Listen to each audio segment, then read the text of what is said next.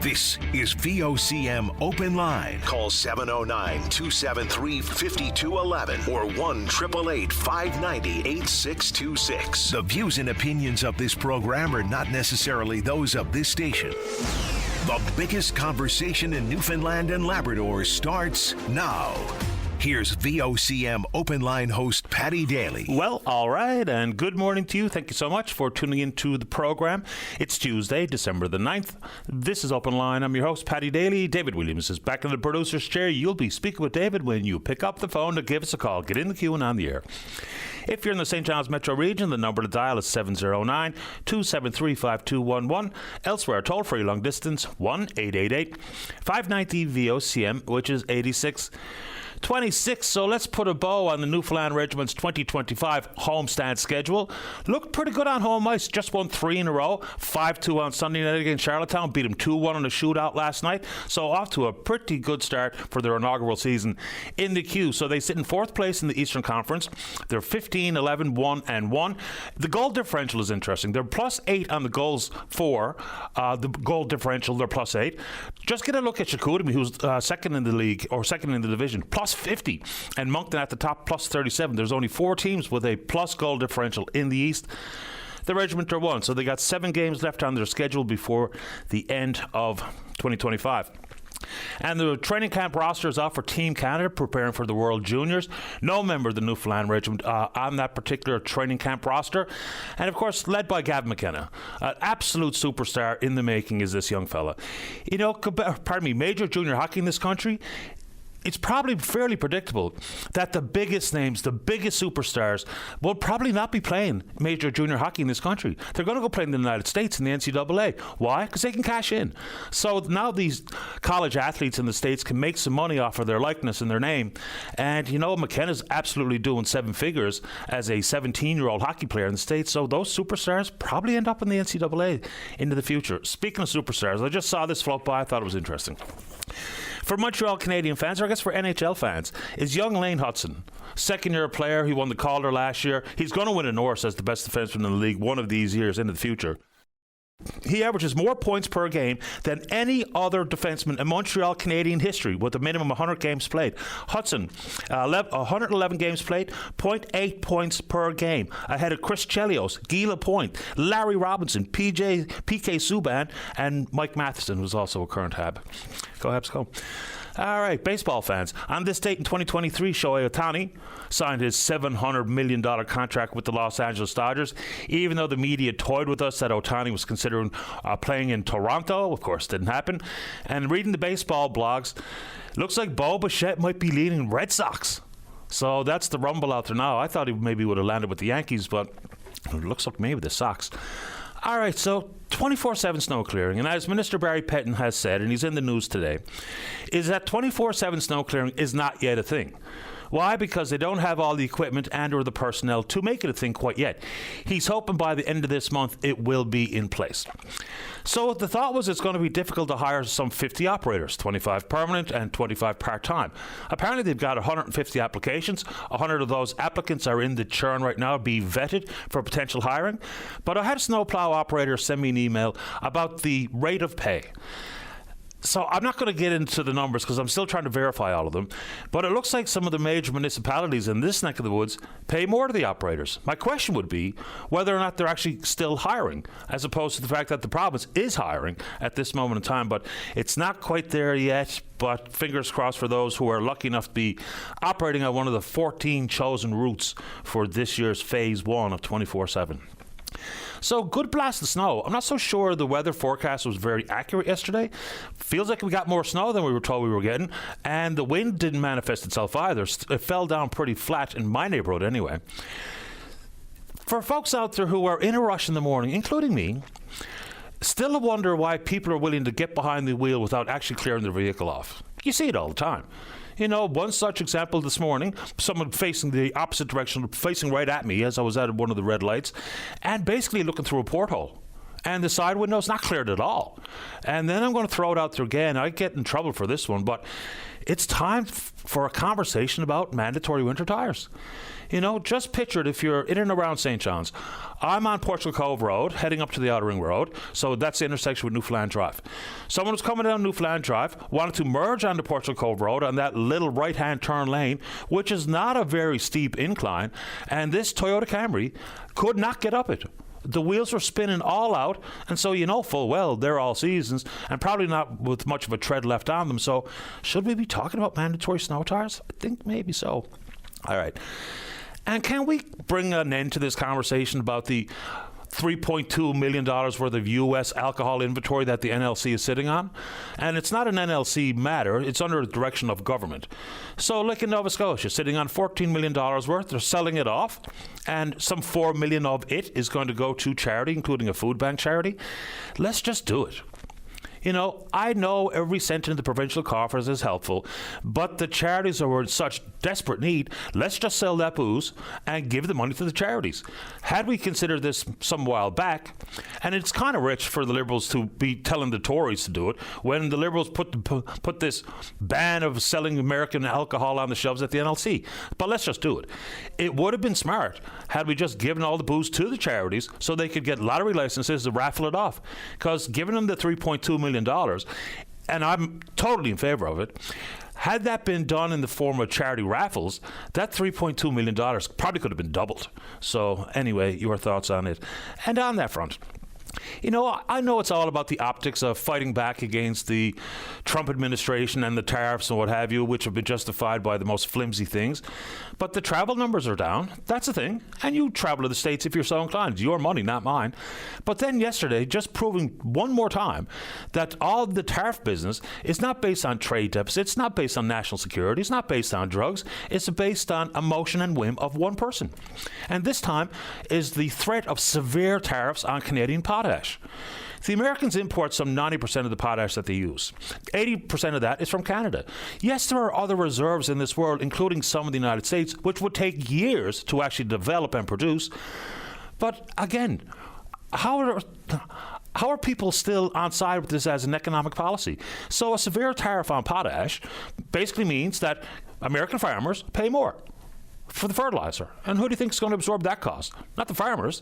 And on that front, all of the kerfuffle with China and tariffs, and now, in the absolute vein of the textbook definition of socialism, now they're whipping up a $12 billion bailout package for American farmers by the government that created the problem. It's amazing to me, but you want to talk about it? We can do it. And man, a fellow named John Reynolds called yesterday talking about the new rules for sending packages into the United States. And apparently, like he said, he figures many people will be caught off guard. When it happened, we brought it up here on the show, and apparently people do continue to be caught off guard. So they removed the de minimis exemption, so packages with a value of $800 or less were duty-free. And now that's not the case. You have to jump through the hoops of downloading this app called Zonos. You have to go through all the paperwork. Then you, as the sender, has to pay all the duties up front. And so consequently, far more expensive to even send just a doodad package with a few scraps for Christmas, valued at a couple of $100, you have to pay the duty. I didn't think it was going to be that unknown, but apparently it is. His call got tons of reaction here on the show, via email mostly. But yeah, if you have to send a package to the States, make sure you know what you're getting yourself into. You know, I'm going to guess that some of these gifts won't manifest themselves in packages. It'll be EMT transfers of a few shekels so your American friends or family can pick up something that they're actually looking for. But apparently a lot of people caught off guard with that particular one. All right, so this past Saturday night out at the Salmon Cove Community Centre, there was an appreciation night and dinner for all of those who were involved in fighting the North Shore fire, the Kingston fire, some 10,000 hectares and a couple hundred structures lost. And, you know, there's some of the quotes that say, this summer changed everything. And I'm sure it did. And there was also special recognition of the firefighters who were volunteering their efforts and lost their own homes. So, boy, oh boy, I mean, the stories that I hear and the ongoing anxiety and worry about what happened and what next, we'll add that to the conversation. I'm a little surprised we haven't been getting calls on this front, but the volume of emails asking me to dig into where the some $7 million worth of charitable donations that were for one specific purpose, to bring financial aid to those who were impacted by the wildfire season, not just the Kingston fire, but the money hasn't flowed yet. As far as I can tell, none of it. So, again, I'm not trying to assert that there's anything nefarious going on, but I think it's a completely fair question that those residents or people impacted by this past wildfire season, they're wondering, where's the money? It's one thing to be waiting for the provincial government or the federal government to get off their you-know-whats and do what they pledged to do, but quite another for me and you and whoever listening that made a donation because you thought it was the right thing to do, but where's the money? And I don't think that's unfair, even though some people have chimed in and said, it takes time. The Red Cross has done a lot of good work. No one's saying the Red Cross hasn't done a lot of good work in this world. Of course they have. But in this instance, I think it's a fair question to ask, where is the money? Okay. I heard from the member for Cape Spear, Tom Osborne. And it was in reference to the Beta Nord project.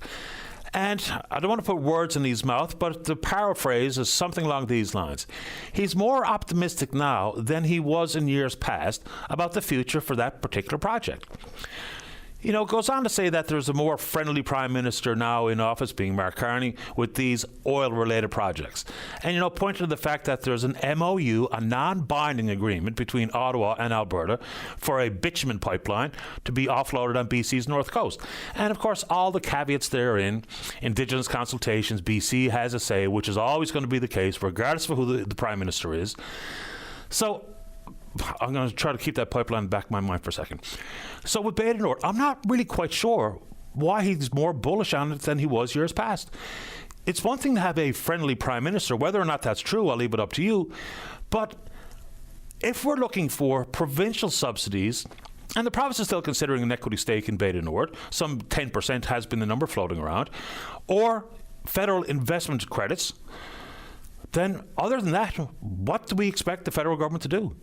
There is some fast-track work available. Will that be pushing Equinor over the finish line to make their final investment decision? I'm not so sure. I'm not really sure why people's optimism has changed.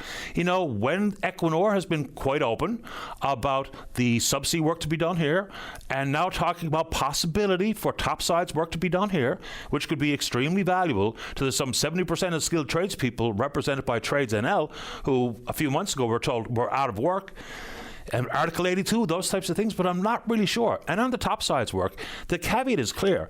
If the expression of interest goes out and locals reply, if the cost and schedule can be proven to be achievable by locals, we'll have a shot at the topsides jobs, which we haven't done in this province for 20 years.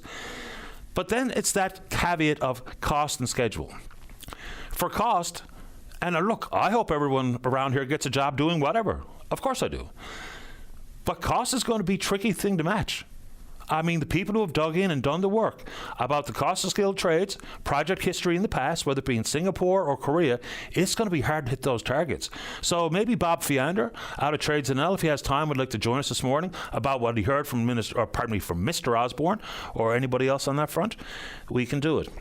And then, we'll put these proposed wind projects back on for your consideration and conversation here this morning, if you are so inclined. Oh, this fell off the radar. Sometimes things grab headlines and they are in the news for a day or two or a week and then they're gone. So for folks on the southwest coast, to chime in on the South Coast Fjords National Marine Conservation Area, it's huge. It's over 9,000 square kilometers from Lapoille Bay to McCallum. Extends offshore, of course. So they're talking about ecological significance and what the goals are and the partnerships between Parks Canada, the provincial government, Miakapuk First Nation, Halapu, the town of Burgeo. Where are we on this? We do know that Parks Canada was not doing an economic evaluation, which should be part of the consideration for this huge national marine conservation area. So someone from, I guess, in the region asked me why that's not in the news any longer, and whatever's of interest to you can be discussed on this show. All right, back to the email inbox. And a pretty thoughtful email from a listener that came in overnight. I'll leave the person's name out of it, obviously. He says, I struggle with this thought as I'm not even sure my thinking on this subject is right. And here's what he's talking about. He says, I believe bundling mental health and addictions is wrong thinking. I understand that sometimes they go hand in hand, but I believe this is the exception and not the rule.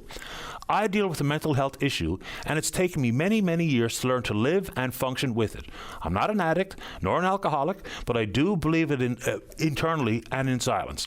I deal with it internally and in silence. Unfortunately, being an addict, I think, brings with it many stigmas. Combining the two projects, those two issues, this stigmas onto people with mental health problems and further encourages them to suffer in silence. It goes on for a little bit longer, but it's an interesting thought and a thoughtful note, because I think I'm probably guilty of it too. Bundling mental health and addictions, just like we've done with naming that new facility on the Health Sciences Complex, mental health and addictions, because they don't have to be directly inherently linked. You can have one without the other. And there are different thoughts and social stigmas associated with either or. Unfortunately, especially when we're talking about mental health, there should never be a stigma for an actual diagnosis medically of one ailment or another, one mental illness or another. But that is an interesting thought that I hadn't really spent much time giving it much in the way of thought, but now I will. So I appreciate him sending along the note, because talking about it as if they're the same thing is probably not very helpful. And I'll admit that I've probably done that in the past. But your thoughts on that, I think that's an interesting conversation that is worth pursuing. All right, a couple of health notes. And it goes on to prove that there's many people you can't please no matter what we're talking about. And this is access to primary care. All right, where's the news story I had? Gaps in access to family doctors. Now, there's a most recent surveys come out about the number of Canadians without access to primary care. So in 2022, it was 6.5 million. Population has grown since then, but now the estimate is 5.9 million Canadians who don't have regular access to a primary care provider. Then they get into how pleased people are with their primary care. And interestingly, what we've been working on in this province, the establishment of patient care teams, collaborative care clinics, is now the go-to for provinces right across the country. So there's that. And here's what's not being very well received, but I don't know what people expect when we talk about doctors, is there's only 17 medical schools in this country, which can only produce so many doctors annually. So an announcement yesterday on the immigration front.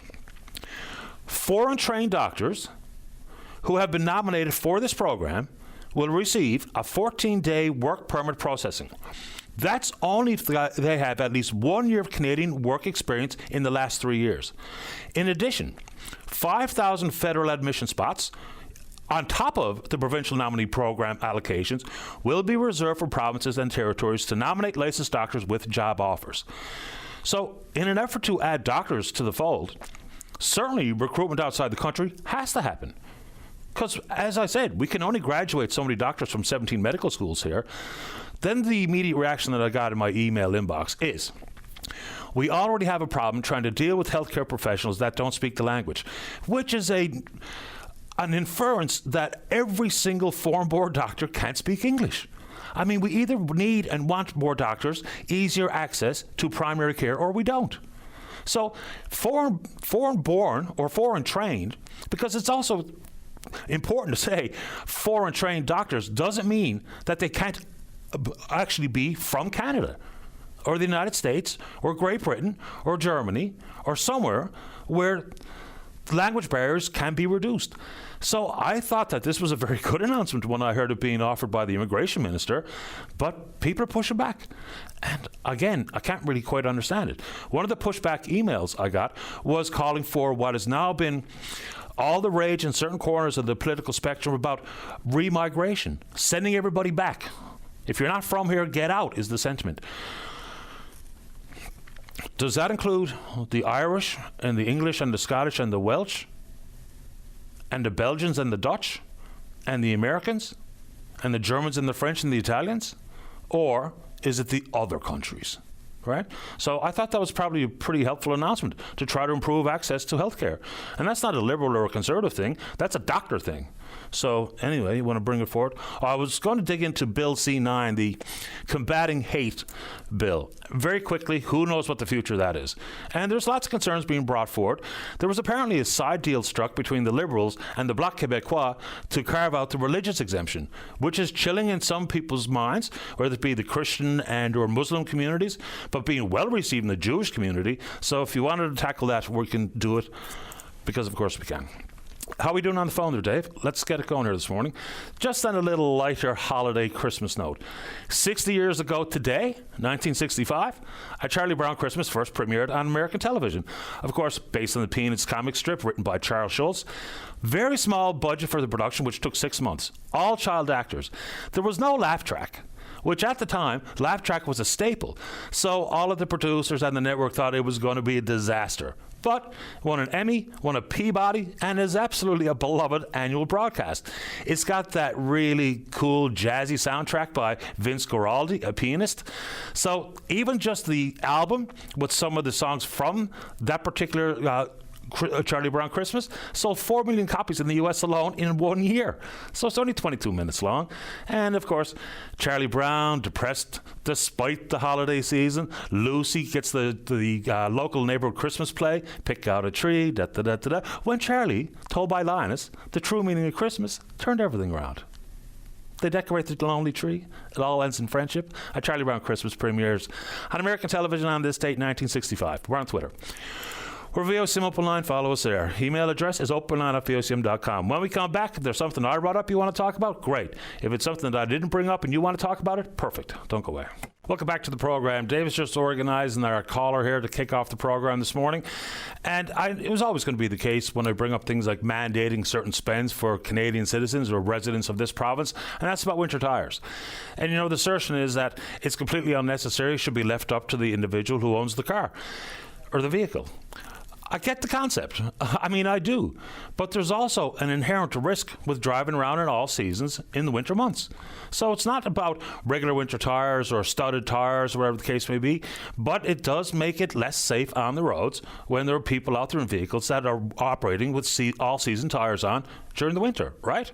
So I get, yeah, it's your money, but it's also my money when my insurance premiums are going to potentially be impacted because of collisions caused by people with, you know, whether it be the type of vehicle and the state of repair or disrepair it's in, and yes, whether or not they have snow tires on during the winter. All right, let's begin this morning on line number 3. Walter, you're on the air. Good morning, Patty. I'm going to do my best, sir, to not talk over you. I'm on a cellular phone, so I apologize if I jump on you there. I'm going to do my best. Sometimes there's a little bit of a delay. I wanted to give a quick call this morning, Patty, concerning something we can do here in the city that wouldn't cost a penny and would make people's lives just a little bit more enjoyable during the Christmas season, and that is to turn on our lights at the duck pond at Baring Park. That was supposed to be an event on the 5th. Got delayed because of the storm, of course, so they delayed it until the 13th, which it doesn't seem to be necessary. I will say that the park in the dark is not an inviting place to be in the cold winter nights. But once you turn those lights on, my gosh, it's so inviting, and the festive feeling that goes around and the goodwill towards a common person. And, the park is dark, and it really doesn't need to be like that. We can just turn them on. It's beautiful. You can see it for kilometers on end. And then Saturday, when you do the pomp and the politicians and the music and stuff, that's fine. Like, just leave them on. It's a very short season when it comes to the Christmas season and the lights of Baring Park. So I just wanted to make a quick call and say you can make a lot of people happy. I mentioned it yesterday, and like 350 people. Now that's just on the old little social media thing. Said, Walter, you're right. It's far too late. And what happens on the 13th if we have a storm?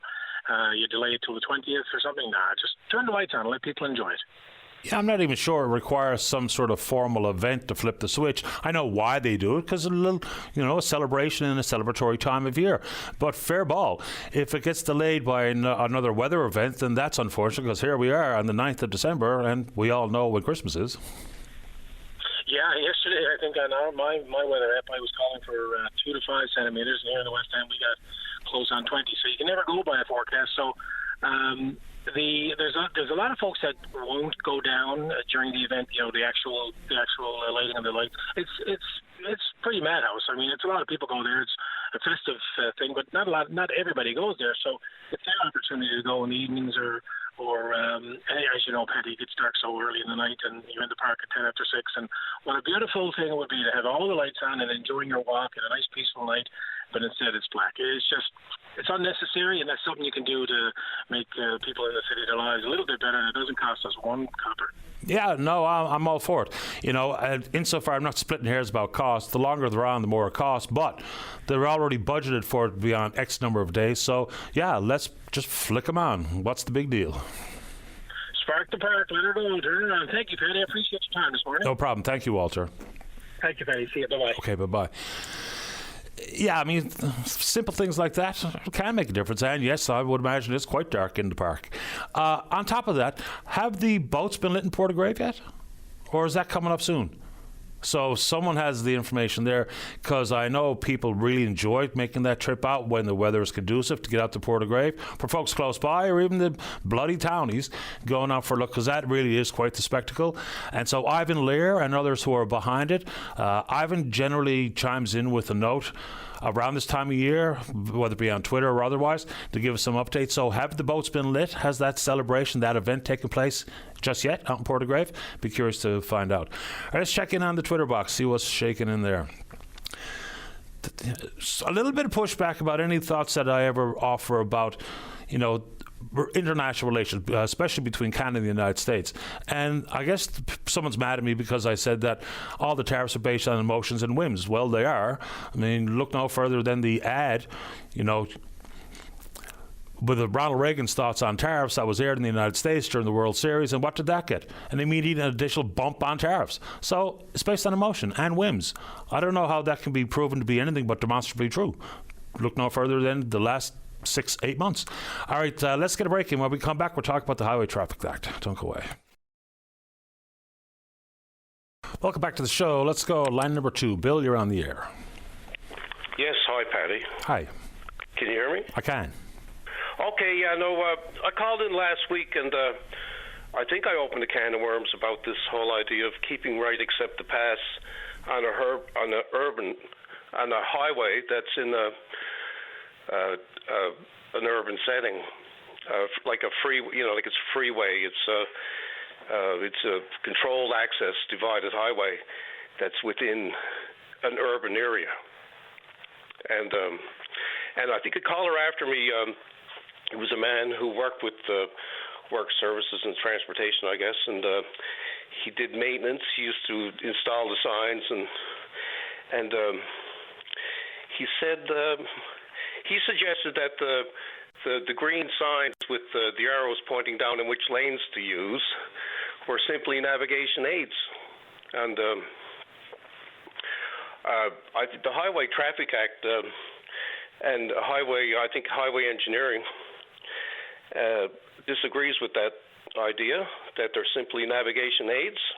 And there's a lot of people I've been talking to who use the section of the Trans-Canada that we call the Outer Ring Road, and it's in an urban environment, and they follow those signs because because the arrows indicates which lane to use, and they've experienced the same problem that I've had for following the signs that I'm required to do, and I've been tailgated for it, and they've had similar experiences. Is that they've been tailgated too, and they're really intimidated about following the rules of the road. Because just wait a second, Bill. Is there any specific reference to what you call an urban freeway in the Highway Traffic Act? It doesn't have to be. That's the reality. It's a freeway that's in an urban. It's in an urban area, and I think if you talk to an expert, which would be, in my opinion, would be a traffic engineer, or like a professional engineer that does this, that designs designs highways and stuff, they understand that controlled access freeways within an urban environment are different. They're a different cat. It's a different animal because there's let's take the case of the Outer Ring Road. It's a 20-kilometer stretch this is what we're talking about, and there's multiple interchanges in that little 20-kilometer stretch. It's a different animal. It's a different animal than the Trans-Canada Highway that goes through, let's say, Terranova Park, or it's a different set of circumstances. There's a lot of more traffic flow. The 2 lanes are required to accommodate it, so it doesn't become congested, and sometimes it becomes a 3-lane highway because the traffic increases. The only difference is, like, using Terranova, for instance, as a comparison, you can turn left in the highway in Terranova, but you can only turn right off the highway on the stretch you're talking about. Oh, okay, all right. So it's not different. That's not a controlled access freeway, but it is and it's not a divided highway either, but it's still the Trans-Canada Highway. And this is what I'm saying. So in a case like Terranova Park, then signs that tell you to keep right except to pass, that's simply a sign that statement, or that full statement, does not exist in the Highway Traffic Act at all. It's not there.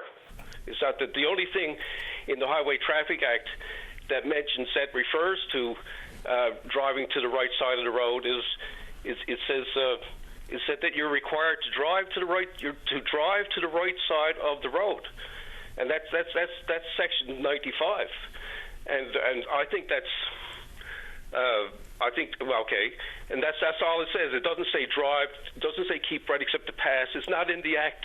It's not there. What's in the act is section. I think it's called is 106, and it says when a traffic control officer directs otherwise, drivers and pedestrians shall obey the instructions of a traffic control signal, which is, lights and things like that, or a traffic control device prescribed by the minister. And traffic control devices are signs. Like, could you say the speed limit's 100 kilometers an hour, or it could be a sign, an overhead sign, a green one with white lettering that tells you and it got an arrow pointed to a lane and tells you that's the lane you're supposed to use. Now that's what the traffic control, or that's what the Highway Traffic Act says. Law enforcement tells us, well, I mean, a couple of things. There's reasons why things are worded as fundamental as they are insofar as keep right except to pass, because it's easy to understand. So as opposed to using... It's not in the Act, Paddy. Hold on. As opposed to the legalese of a piece of legislation to be translated to a sign versus simply say, keep right except to pass. As soon as that conversation happened, whatever day it was last week, both law enforcement agencies said it doesn't matter where the highway is. The fundamental rule is stay to the right unless you're passing. And of course, hold on now. They never came on your show and said that, because you said you were going to bring in law enforcement, which we invited them to come on. Pardon me? We invited them on. But were they there? No, I just got a bunch of reaction from cops, and you know why they won't come on. That's not the same thing, isn't it? You got a bunch of reaction for cops. Their job is to enforce the rules of the road as they're supposed to be instructed and what they are. They don't make the rules. The Highway Traffic Act, with all due respect to the cops, and they got a hard job, and I appreciate that, But, where are the cops on the highway when someone's tailgating me?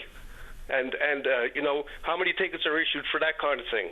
All right? That's what you said you were going to bring them on your show, and they're not there. They haven't been there. That was too.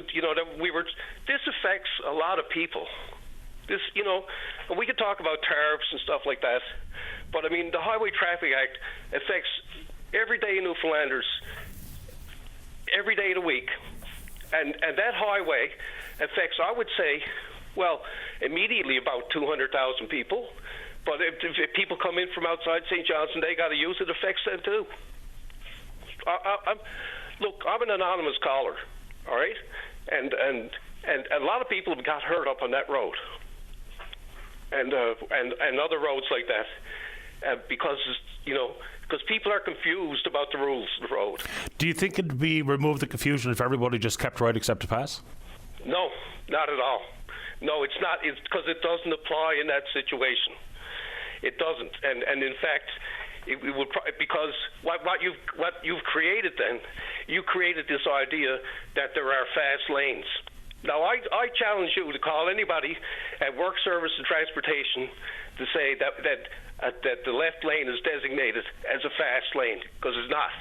Because the speed limit is 100 kilometers an hour, and this is the whole thing, see? Because people feel they should be able to drive as fast as they want. And people feel that they can drive, and it's been said over the years, I've heard it, and I'm sure a lot of people will agree with me when they say they've heard it too, that you can drive up to 120 and not get bothered. Now that might be all right if you're driving in a straightaway, like between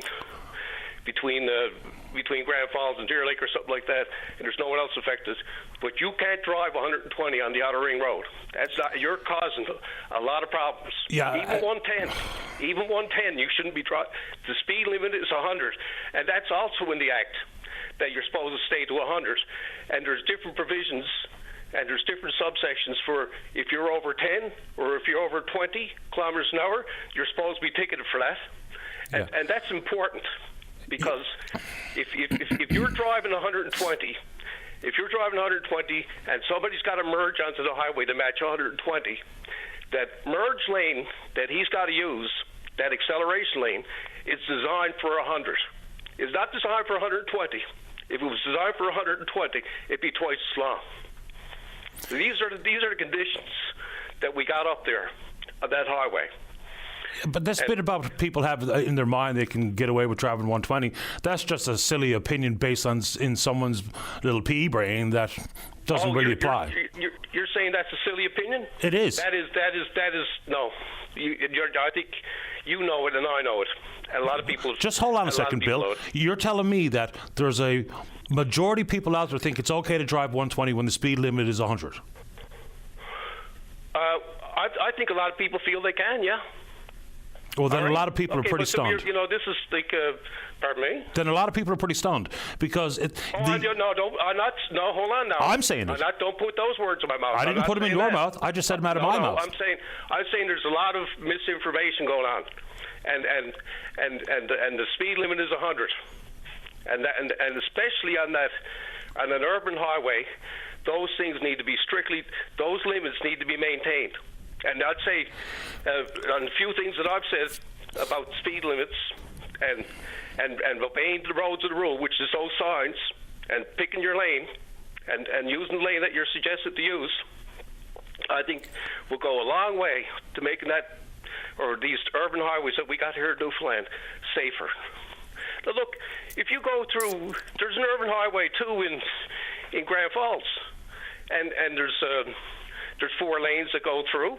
When they twinned the highway there, they decided that they were going to do that to improve road safety, and the two left lanes. When you go through Grand Falls, I could be corrected, but I'm pretty sure that you're encouraged to use them if you're going through, right? There's no keep right to set the pass there. The configuration of the interchange to Grand Falls has been a long-standing problem and concern, especially for the residents. And it's a variety of things. You know, there's no real highway business in Grand Falls because of the way that the interchanges are structured, which is a problem for, like, highway towns enjoy highway business. And they don't get to enjoy it in Grand Falls like they do in Gander. What's that? Okay. No, that's the difference between... Okay, now we're getting off the topic. But I'm just making... I'm just pointing out... That a highway that's going through an urban environment is a different cat. All right. Okay. It's a different kettle of fish, and this is the metropolitan area, the biggest metropolitan area for our province, and it affects a lot of people. And I don't know. I can't say any more on it. I appreciate your time, Bill. Thanks for calling.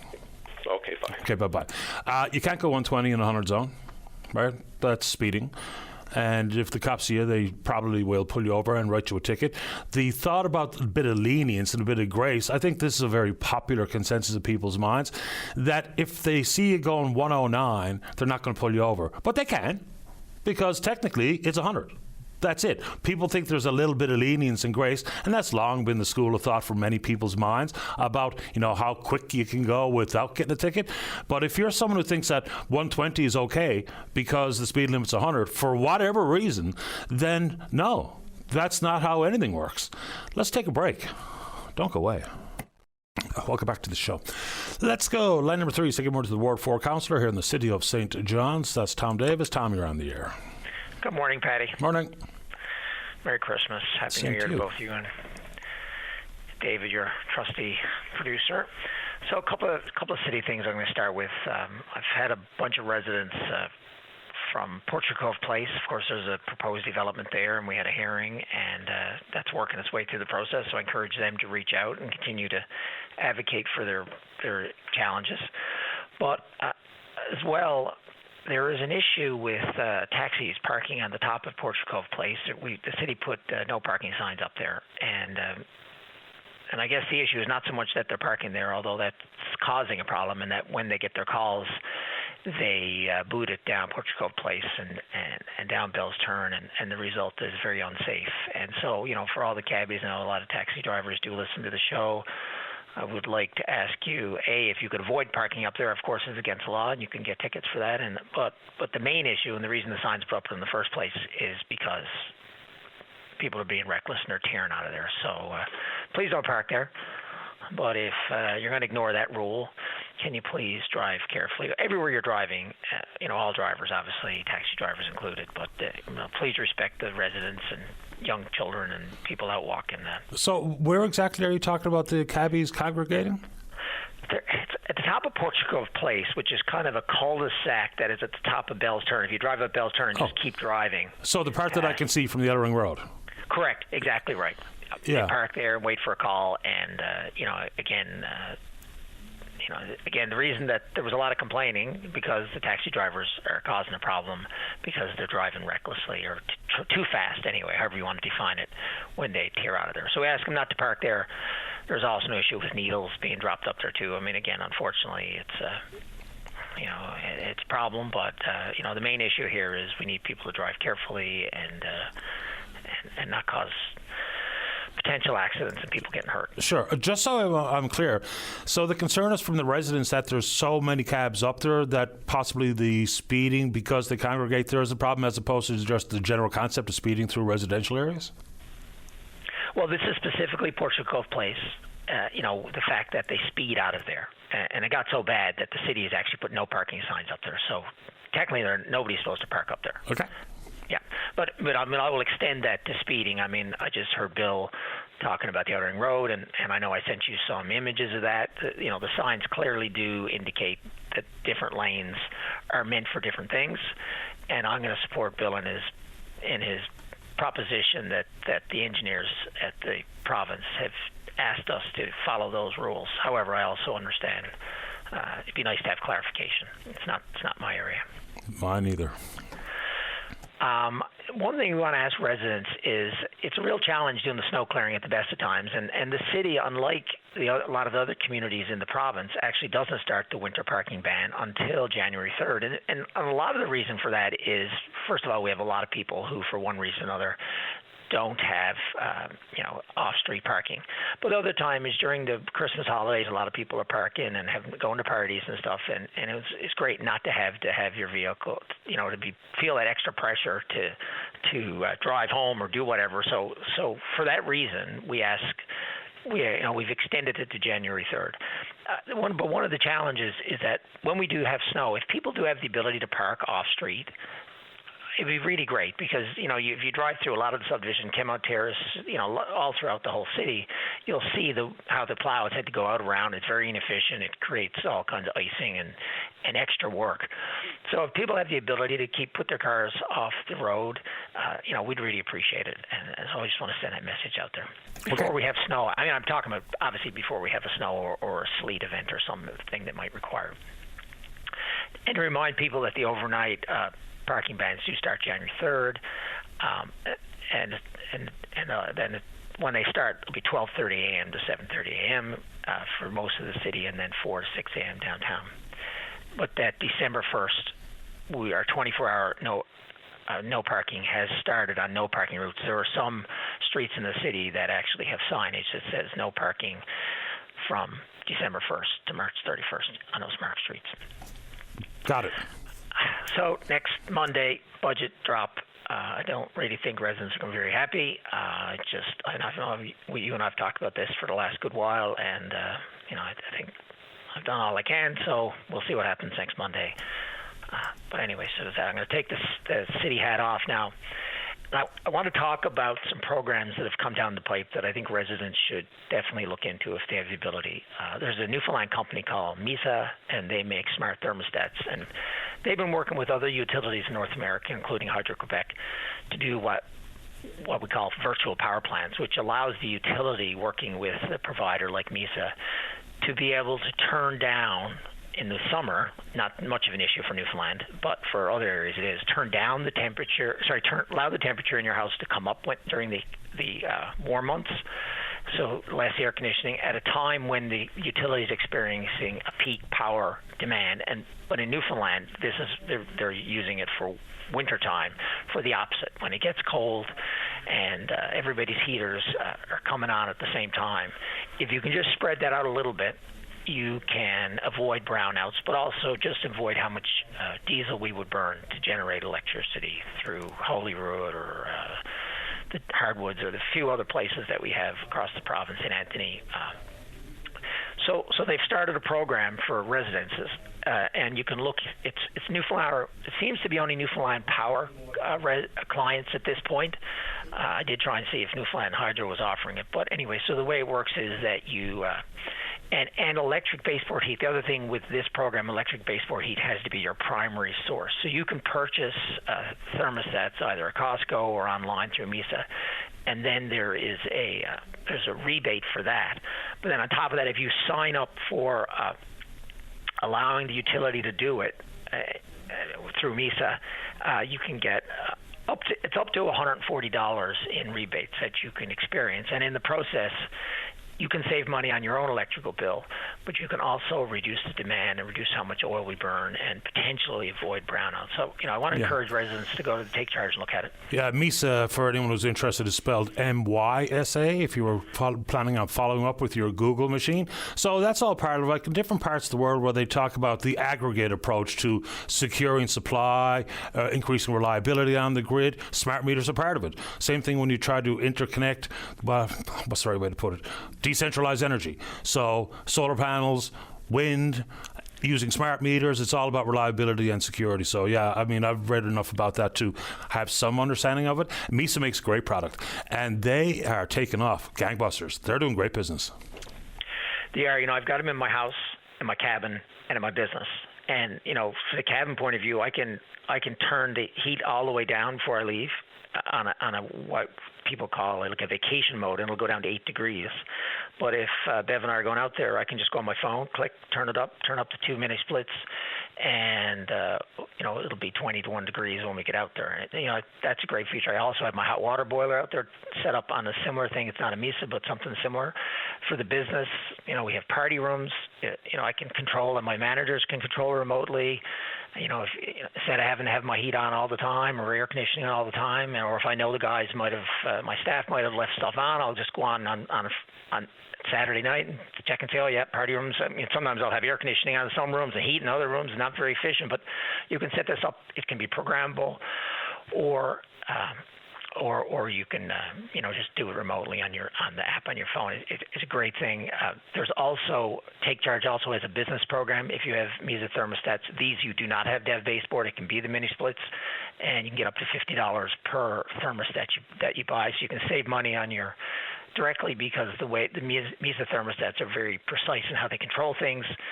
And they can be kind of balancing things out. Lots of savings there, and great for MISA. The other thing I'd like to ask people, and there's a lot of people who do have electric cars in the city, in the province, and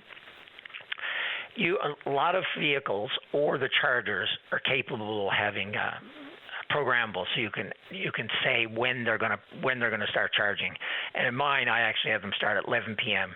and then stop at 6 a.m. because that's the time when we have the lowest demand again, and that's usually when we have enough hydro. So basically, you're charging your vehicle with 100% hydro. But during the wintertime, obviously we're getting into burning a fair bit of oil during the peak time. So if people have the ability to do that, I encourage them to do that as well. Fair ball. Because we're late for the news, we have to leave it there. But I appreciate the time. No problem. Take care. Thanks, Tom. Bye-bye. All right, let's get a break for the news. When we come back, ton of time for you. Don't go away. Welcome back to the show. Let's go line number one. Say good morning to the president of the Newfoundland Trailways. That's Rick Noseworthy. Hi, Rick. You're on the air. Hi, Paddy. How are you? Doing great. How about you? I'm doing good, too. Thanks for the opportunity to come on. No problem. I just wanted to, it's an early chat this year. I usually come on and talk about ice safety and what we've done with the Newfoundland Trailway. And I guess with the snow and the cold temperatures, we sort of bumped it up a few weeks. But certainly like to remind the ATVers that and everybody that the ice is certainly not safe. And believe it or not, we are getting a bit of ice. I think it's the earliest that I've seen up around my place in a long time. So, just be cautious. Don't be the first one on us. We see it every year that unfortunately somebody goes through the ice at the beginning of the season and at the end of the season. So certainly want to get the word out for that. But Paddy, I basically called to talk about what we've done with the Trailway Council this year. And we're at the end of the year now for what we're doing, and the Snowmobile guys are coming back on the trail now. So I want to talk about, etiquette, because the Snowmobile Federation do a phenomenal job of grooming the trails, the Trailway and their own trails. And this time of year, they're just getting it set up, and we see ATVers get on the trail and tear it up. And a lot of these ATVers, I guess they don't realize what they're doing, but they do, rut the trails, makes it hard for everybody else. So we're just asking, show some respect for what these groomer operators are doing and these clubs. Like Discovery Snowmobile Club has just started grooming. I can't speak for sure, but I'm pretty sure this is one of the earliest times in a long time that they've been out. So show some respect. The Trailway itself is open to everybody 12 months of the year. But that doesn't mean that you can't, use your judgment and stay off it, the sections that the Snowmobile Federation groom. So I want to get that out because, like I said, we're all using it, and we're certainly hoping that these guys have a great season as well. Yeah, a bit of patience for the groomers is a good thing, and I'll add to it is, I get the concerns people share when we talk about just general snow clearing, what have you, but getting mad at the plow operators is probably not doing anything very positive either. I mean, they got a job to do. Yes, I don't like it when the wing roll ends up in my driveway, but hey, where's the snow supposed to go? That's for sure. And like I said, we got to respect what those guys do. They're out all hours of the night doing it. So, let's give them some room, but let's not tear up what they've done. And, Paddy, we've had a great year with the Newfoundland Trailways. The out-of-province trail permit has worked out very well for us. We sold a little over 800 permits, and we had about an 88% compliance. So thank you to the people, that came from out of province and bought that permit and bought into it, happily to be part of it. And because of that, we've done some great work. We've redecked 10 bridges so far this year. We're pretty much done now. I know the provincial parks are trying to get a couple of bridges done at the beginning of the gap. So hopefully the weather will work for those guys. But we've done some brush clearing on the gap as well. And a lot of that is all because of that trail permit. Well, I'm glad you had a great year, Rick, and I appreciate your time. And please do not be the first one on the ice until we really know that it's actually solid and heavy and thick enough to actually accommodate. And then there's ways to check it, and they're pretty fundamental. You can eyeball it for color, but there's nothing quite like using an auger and actually testing the thickness of the ice, period. And then, of course, be aware of some of the tributaries that are leading into different ponds and lakes too, because it's obviously going to be softer there than it would be elsewhere. So there you go. Anything else this morning, Rick? No, Paddy, just everybody be safe. Let's enjoy the season. And I'd like to thank everybody for the support that they've given Trailway Council over the year. And like I said, let's hope everybody has a good, safe Christmas. Appreciate your time, Rick. Thank you. Thanks for your time too, Paddy. Pleasure. Have a good one. You too. Bye-bye. All right, let's keep rolling here. Let's go to line number 2. Herb, you're on the air. Top of the morning to you, Paddy. At the top of the morning to you. Yes, sir. I just had a little bit of information, Patty, I thought I'd share with you. Something that would, I think, go really good for our young people. We sold a little property in St. John's a couple of weeks ago, and we found out that the people that are buying it actually had a 5% down payment from the Newfoundland and Labrador housing. Now, I don't think a lot of people know about this. Apparently, most of the people that are availing of it at the moment are new Canadians, because I guess they're probably coming in and they're inquiring about how to go about a house, and they're actually getting this benefit. And apparently, I don't know all the ins and outs, but the lawyer did touch on it. But I imagine if anybody wants to check on it, they could later. But apparently, the 5% that they give to you for your down payment, and also up to $1,500 for your closing, for your lawyer fees and all that for your closing, which is probably about half, right? And then apparently they take about 5% equity in your home. Later on, when it sells, they get something like that. I don't know sure what it is, but apparently it's a pretty good deal, and if the young people know about it, they might take advantage of it. Yeah, it is a good program. And so they don't take an equity piece of your home, though, and the 5% is a repayable loan. So you have to pay back, and there's interest-free for 5 years, I believe. Yeah, I think you're right. And the grant for closing costs is up to 50% and up to $1,500. There's also an income threshold. I think it maxes out at $95,000. You get the maximum benefit at $85,000 or less. And then there's maximums for the value of the home, too. I don't know what it is elsewhere in the province, but in St. John's, it's $350,000. And you have to be a first-time home buyer. You have to be pre-approved for the mortgage as well. Exactly, yeah. That's what we found. And I thought, hey, somebody in their 20s just starting to work and looking for, it might be maybe people out there don't realize it. So I thought I'd kind of bring it up just to refresh people's memory. I'm glad you did. It's a very helpful program. There's no doubt about it. You can actually double it or couple it with some of the federal programs. So there's a home buyers program at the federal level that's regarding things like withdrawals from your RRSPs that could be used. Right, exactly. So, there's some programs out there for the first-time home buyer, no doubt about it.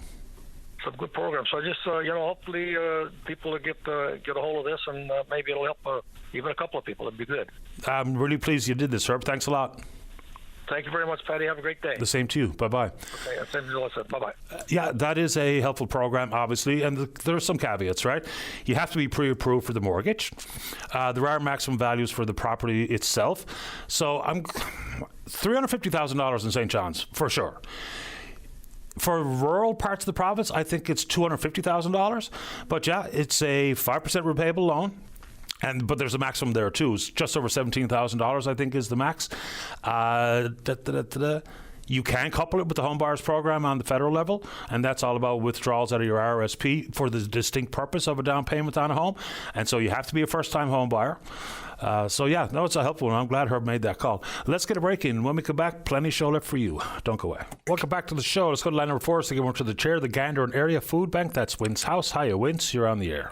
Hey, thanks for taking my call, Pat. I'd just like to let everybody know in the Gander area that we're going to be doing a fundraiser tomorrow at Mr. T's Altamar. So volunteers will be from the food bank be pumping gas and accepted donations to fund our Christmas hampers. And every dollar donated is going to be matched by the owners, John and Patsy Snow. So fabulous community support there. My young fellow Jack used to pump gas at Mr. T's. Right on. Just to give you an idea, I know people know about the cost of everything increasing, but we put a lot of effort into our Christmas hampers, turkeys, everything's in there for a Christmas dinner, and of course everybody knows prices are gone through the roof, and we're expecting a big increase on our hampers this year, and we give out roughly around 165 hampers. And, Pat, each one of those hampers costs us about $160. So a big chunk of our yearly budget, goes into our Christmas hampers. And how much of that 150 hampers, what do you think the actual need is out there? Well, Patty, there's two food banks here in Gander. We're giving out probably around 400 regular hampers, around 400 hampers a month. And Salvation Army, they're putting out. So we're probably feeding maybe close to 1,000 people a month. Not feeding, just helping them along. And we probably say there's for every one person comes to the food bank, there's low-wage earners out there that don't even come.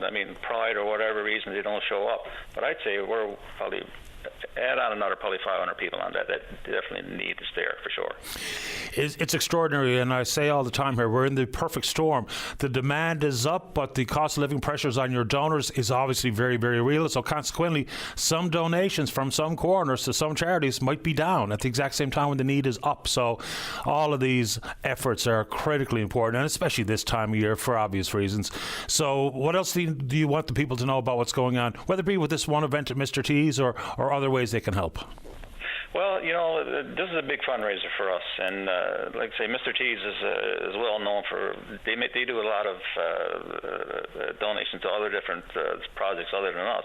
But the best thing to do is just come in, get your gas tomorrow, and make a donation. Could be anything, any amount of money we'll accept, and they'll double it for us, right? So, and you can also give us a call at 651-3661, and give us a donation over the phone. That's possible too if you can't make it in. But Patty, we serve the whole areas, not just Gander. So it's Appleton, right around the Loop and Gander. Mm-hmm. We don't turn anybody away. So that money now that'll help us stretch our funds, because right now funds are coming in pretty good. You take February, March. I mean, we got to stretch them dollars as far as we can to get us late into the new year.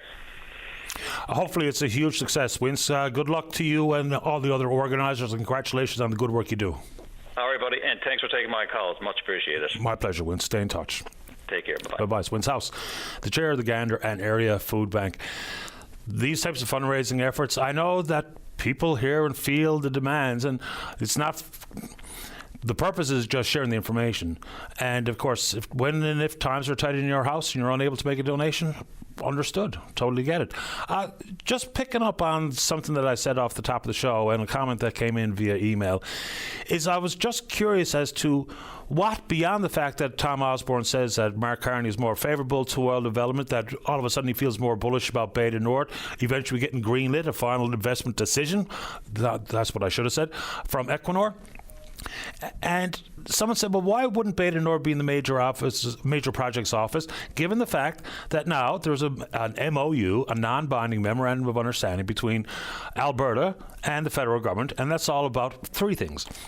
It's about a bitumen pipeline, carry up about 1 million barrels a day to be offloaded on BC's north coast. Okay. But they say, why can't that be leveraged to use for federal investment in Beta Nord? Well, a couple of things. Number one, as currently it's written, that pipeline has to be privately financed and privately paid for. So that's one big difference, because we're not talking about, at this moment in time, the Feds putting cash into Beta Nord, and nor are the Feds talk about putting cash into that pipeline. In addition to that, these are things that were agreed upon by the Alberta government, Premier Daniel Smith, is that, with the caveats of consultation, that plus the increase in their industrial carbon tax by a factor of 6, and yes, monies for the Pathways Alliance, what might end up being the largest carbon capture and sequestration facility in the world. I made a comment last week that that's not a Brookfield entity, and it's not. Look, the industry and the province have been looking for an injection of cash into Pathways for a long time. It's a consortium of 6 companies involved with the Pathways Alliance. So Cenovus, ConocoPhillips, MEG, Suncor, Canadian Natural Resources Limited, which of course are the 6 biggest players. They represent about 95% of the production in the oil sands. They were looking for money. And someone took me to task about my Brookfield comment. Brookfield does not have any direct investment in Pathways Alliance, but yes, Brookfield absolutely has hundreds of millions of dollars invested in a company called Entropy.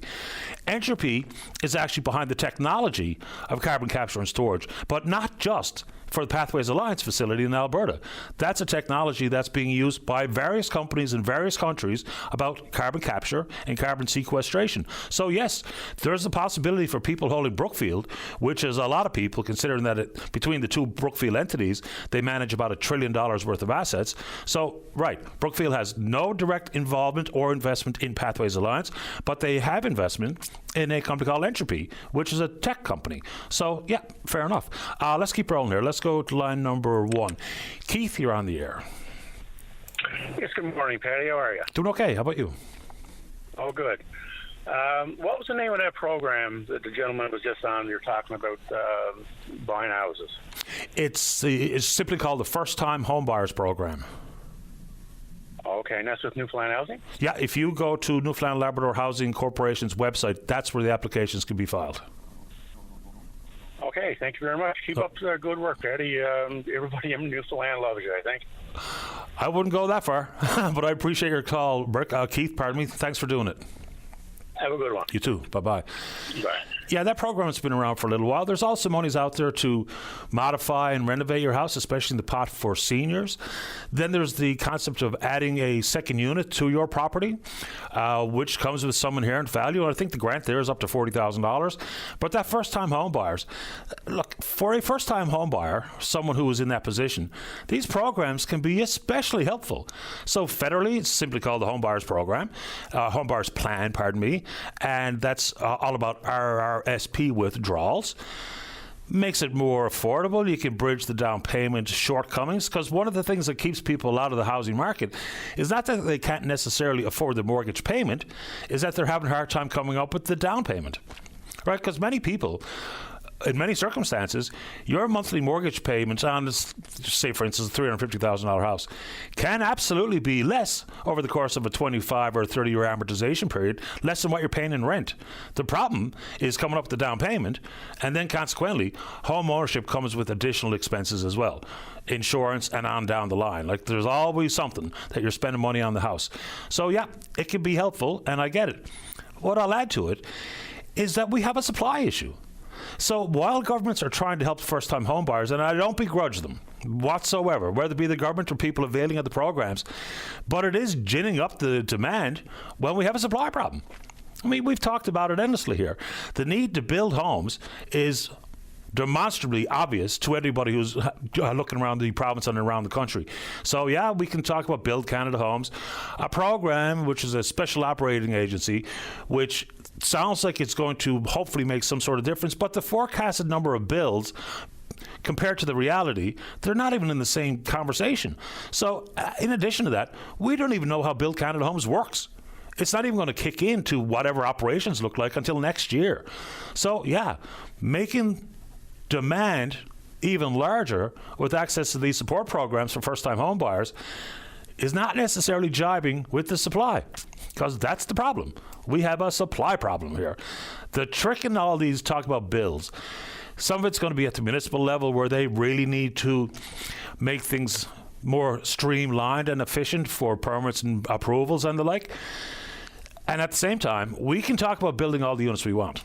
And the country got away from building affordable housing, and certainly about building affordable rentals, a long time ago. Now it's a measure of economic success. You know, home building starts is one of the ways we measure the strength of the economy. But hitting the affordability target, that's going to be the magic trick. You can talk about Build Canada Homes and provincial government programs for building, and some of the HST breaks on building multi-unit buildings and the like. But if it costs in and around $275, $300 per square foot to build, just based on current rates for skilled labor and for materials or what have you, how does that translate to affordability? And affordability, generally the definition we use, is 30% of your net income. So to hit that number is going to be a magic trick.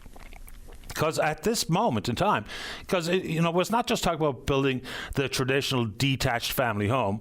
You know, we're going to be building more duplexes and triplexes and quadplexes and big higher rise apartment buildings. But can we actually hit the affordability? That's going to be the trick. Yes, it takes too long from thought to design to execution to actually build a home, regardless of the factors of duplex, triplex, and otherwise. But to hit Canadians 30% of their net income on rent or mortgage, that's where we're going to find ourselves in a bit of a pickle, I think. Let's get a check in on the Twitter box. We're VOCM Open Line. You can follow us there. Email address is openline@vocm.com. And like that caller, Herb, who called in to talk about the first-time home buyers program, obviously spurred Keith. So that's where the massive benefit of the listener and your contribution as a potential caller really does come to pass. And so good on Herb for doing it. And hopefully Keith is going to be helped by this, or some of it belong to Keith. Let's get a break in. Today's a good day to get on the show if you're in and around town. 709-273-5211. Elsewhere, toll-free long distance, 1-888-590-VOCM, which is 8626. We're taking a break and then we're coming back. Welcome back to the show. And as you've heard me say, I wish some emailers would become callers just so we can have a conversation, elaborate on points being made. And this is about the announcement yesterday from the immigration minister about foreign trained doctors. And the emailer just basically said it's a terrible idea. Okay, terrible how? Again, just for the purpose of conversation. So the announcement goes something like this. Foreign trained doctors who have had at least 1 year of experience in the last 3 years in this country are going to get a 14-day work permit processing on a fast track to permanent residency. And so consequently more likely to stay. Then in addition to that, 5,000 federal admission spots on top of the provincial nominee program will be reserved for provinces and territories to nominate licensed doctors with job offers. So again, the ability for the country to produce the number of doctors needed, because the most recent estimate is 5.9 million Canadians without access to primary care. So it's obviously not just doctors, it could be nurse practitioners as well. So if you just want to elaborate, and I did reply to the emailer about how so, why is it terrible? Because if there's 17 medical schools in the country and every seat is highly competitive and every single seat in every medical school in the country is filled, so about retaining those upon graduation is part of the conversation. But you can't magically train an additional 5,000 plus doctors with the number of medical schools seats we have. So will there be some language concerns into the future? Possibly. But being foreign trained doesn't mean you don't speak English. Because one of the conversations we've had is how many Canadians who have trained abroad at med school because they couldn't get into a Canadian medical school. So whether it be go to a Trinity College in Dublin or whatever, they get the training, then they end up not coming back. Why? Because they can't get a residency position. Because the graduates of the 17 Canadian medical schools are given priority for residency positions. So I think trying to add more doctors to the fold. And again, foreign trained doesn't mean, and nor should it mean, that you don't come from an accredited medical school, right? And we can indeed compile a list of those medical schools that have similar levels of training and competencies given to and educated to these doctors in this case. But again, if you think it's a terrible idea, a bit more elaboration on why it's terrible would be helpful. Let's keep rolling here. I saw a news story earlier this week. I'm not so sure what to make it, given the fact that there's a yet-to-be-certified class action in the process. And this is about the contaminated wells in a portion of Torbay. The federal government has said they assume no liability on this front, even though Transport Canada is responsible for all these firefighting exercises in airports that they regulate across the country, and that included the use of PFAS, forever chemicals. Join us on line number one is one of the folks behind this class action yet to be certified in Torbay. Is Eddie Shear. And good morning, Eddie. You're on the air. Good morning, Patty. How are you? Best kind. How about you? Oh, I'm doing all right. Just, weather's been a little busy. So no doubt it has. Hanging in there that way. Yeah, we'll get into the weather business here now in a second. But, I think this was always predictable because this is yet to be tested in court, so we don't know what the outcome will be. But what was your initial reaction when the feds pretty much said, hey, it's not our fault? It's definitely frustrating, but not surprised, from, I guess, the legal standpoint. But you kind of mentioned it, before you brought me on is on the official side, on the statement of defense that the federal government has filed in response to the proposed class. They're saying they're not liable. They go on to say that they deny that the PFAS basically left airport property. But at the same time, Transport Canada is doing what they can do and doing the right thing, and they are testing wells. They are supplying bottled water to dozens of households in the area, and so it's a very interesting, I guess, juxtaposition. On the one hand, they're denying it. On the other hand, it seems like they're admitting liability, at least in some respect, by continuing to test, continuing to deliver bottled water, and then also testing, fairly expensive PFAS filtration systems in some households in the area. So I'm not fully sure. Now, I'm not a lawyer, as we know. I understand, the strategy there. I would have loved to see a bit more willingness to work on a solution instead of just a flat-out denial. Yeah, because neither am I a lawyer, but there are differences insofar as definitions go between liability, responsibility, culpability. So we'll let the lawyers hash that much out. But you're right, and it's exactly how I read the news story. They assume no liability, but yet they continue to provide testing and bottled water and the exploration of PFAS filtration systems. So it can't be both, I don't think. No, and that's my position on it as well. And the lawyer and the Alex Templeton on this case, and McInnes Cooper feels the same way. Obviously, it's a very frustrating situation. And part of their, I think, statement of defense was along the lines of, they're not. This isn't causing anyone in the area to not enjoy their property. And to that, I basically say, come on over to my house. Let's have a cup of tea from my contaminated well. First of all, we'll see if you drink it. And second of all, we can talk about how I've been on bottled water for 2 years. Every single day I'm impacted by this, and I'm not alone. There are hundreds of families in the Torbay, Logie Bay, Middle Cove area that are impacted by this as it's ever expanding. And it's very frustrating to have, action happen very slowly. And then from the federal government to, again, fight residents of this country on, essentially a right of clean water. And I know, this area isn't the only area dealing with water issues. There's many in the province, there's many in the country, but it doesn't mean it's not important, right? Yeah, and another complicating factor here is that these chemicals were present in the water before people knew. So, and it comes with some distinct health risks. Do we know anything about any of the continuing monitoring of any of these health risks, whether it be prostate, kidney cancer, different issues with bone variations, behavioral changes? How closely are these things being monitored? That's a great question, and if you were to speak to Alex about it, there's definitely a risk of health complications if you're exposed to this stuff, over a long time or a short time. It really depends, what the contamination level is. But at this point, that's not what that's not what the lawsuit is about, and that's also very hard to prove. And it's harder. It's easier for the government to say, you're not sick because of this. It's harder for them to say, this stuff that happens to be in your well didn't migrate off airport property. It's just a huge coincidence, which is, it's a bit ridiculous in my opinion with respect to that. But there are certainly some health risks, and just circling back to that, and this goes back to the enjoyment of property, right? Like my girls are little. We give them baths every day. They have to have baths or showers, and I always wonder, we're told that this stuff doesn't absorb through your skin in water, but maybe it does. And so that's also something that weighs on me every day, along with not being able to drink or use the water from my sink for anything that's, cooking or drinking or anything along those sorts, washing fruit, for instance. Yeah, and I mean, there's reproductive effects as well from extended exposure to PFAS. Any idea about timelines for certification and the like? That's something I've spoke to Alex about at length. I think there's a case management meeting coming up next month in January, and I think at that point we'll have a better idea of what timelines look like in certification. That being said, I do not expect this to be a fast process.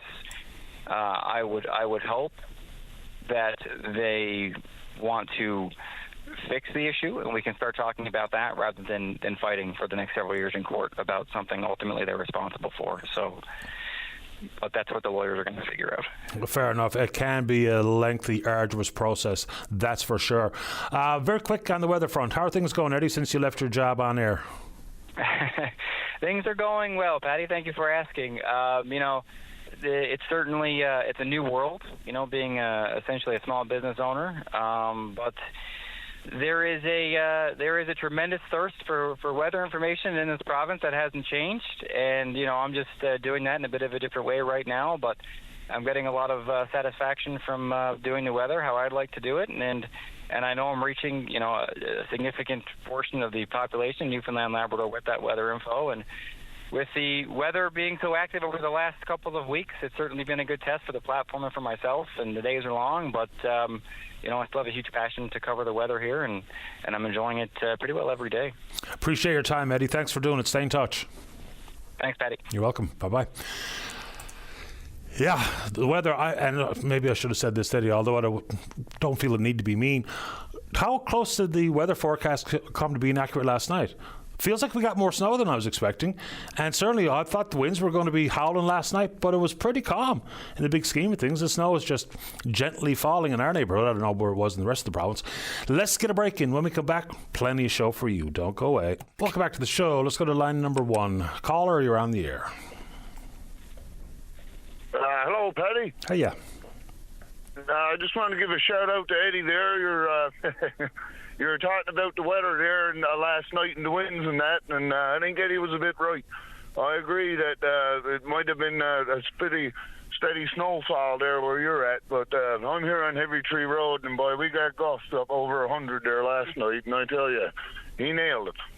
Yeah, fair enough. And as I mentioned, I have no idea what it was like anywhere else, just in my own neighbourhood last night. And it was pretty calm. I got up for in the middle of the night, looked out the window. Snow was just gently falling straight down. And I'm pleased enough with that. I don't need the big snow drifts. I dare say. But we're here in the wind tunnel, and I tell you, she was gusty. I just want to give a shout out to old Eddie there, and God bless him. And you have a great day. You too. Thanks for the call. Okay, bye. Bye-bye. Yeah, there are certain places that are absolutely 100% wind tunnels. One of them is where we play golf. Ballyhaley. In that Clovelly Valley, man, no matter what it's like anywhere else, stand on the first tee there, the wind's in your face and blowing hard.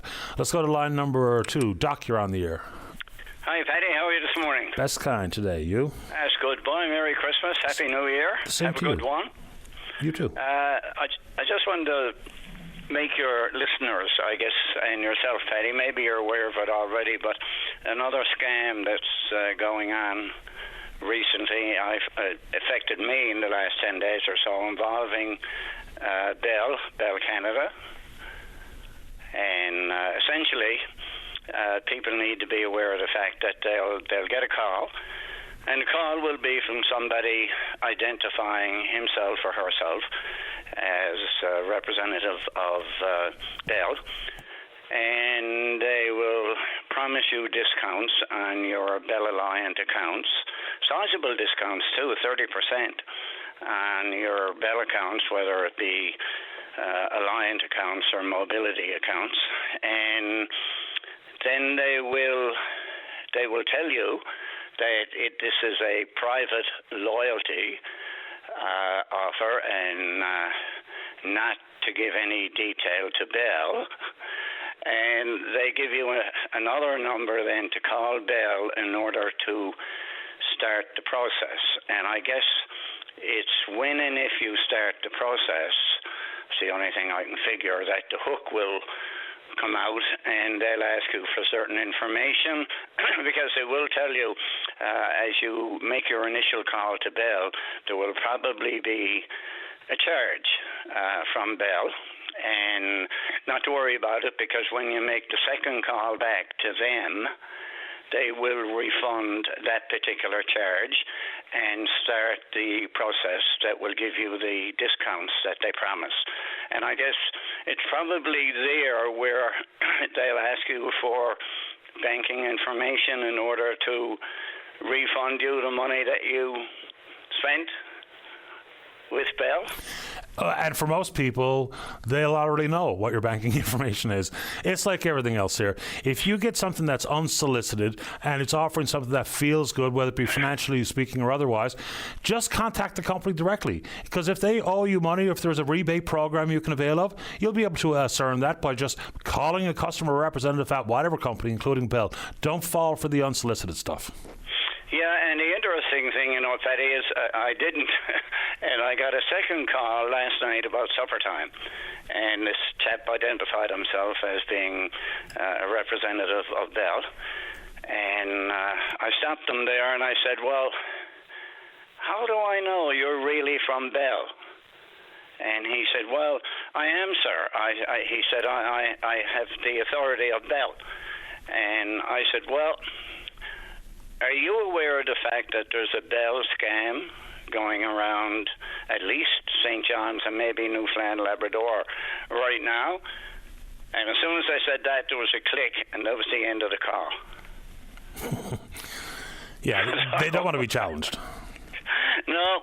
The other thing, Paddy, I heard you a little while ago. I was out dealing with a little bit of snow, and did I hear Tom Davis, Councillor Davis, say that when the budget comes down next week, he felt residents were not going to be very happy with it? Pretty much.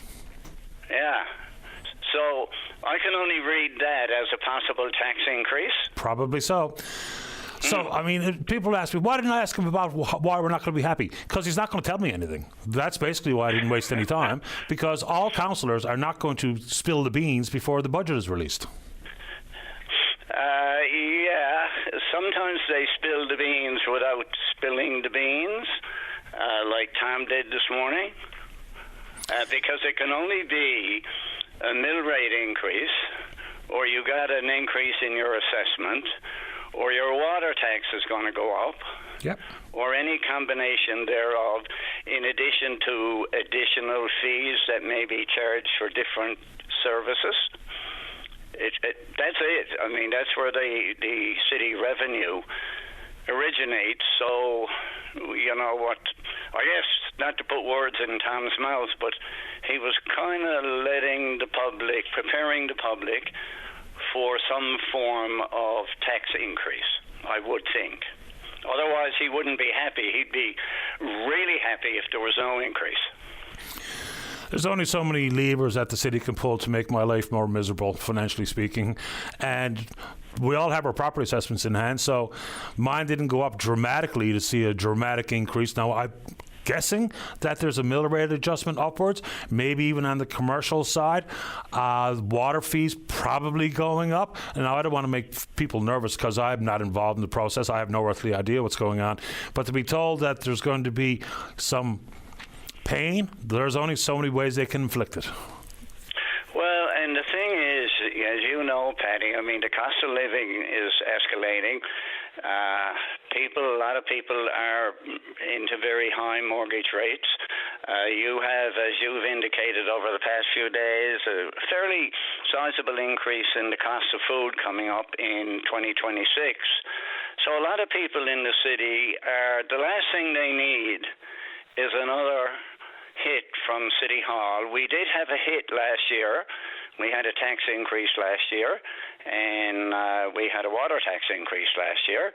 So, you know, if City Hall is going to take a second run at the population and be betting 2 out of 2 for tax increases, then I can understand why Tom is saying people are going to be upset. And I do hope they will be very, very upset. I mean, City Hall has to realize that, yes, they have responsibilities and they have a certain amount of revenue, and budget has to meet those responsibilities, or the responsibilities need to be reduced somewhat.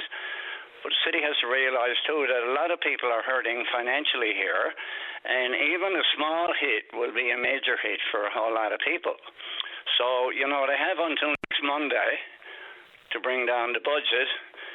So they got a week, or a little less than a week, and maybe they should get together over the next few days and do what they can do to either extremely reduce whatever they're anticipating or eliminate it altogether. I don't want to hear what I heard last year from a elected city official when the tax increase was announced, and he kind of minimized it by saying, well, you know, it's only $20 a month. And what flashed through my mind was, well, hang on a second now, $20 a month, even on average, is $240 a year. So, you know, you're taking a good bit of money out of people's pockets, many of whom cannot afford it. And again, it was only an average that the person was quoting, but you know, there were people for whom the tax increase was a heck of a lot more than $20 a month. You may be one of them. Probably.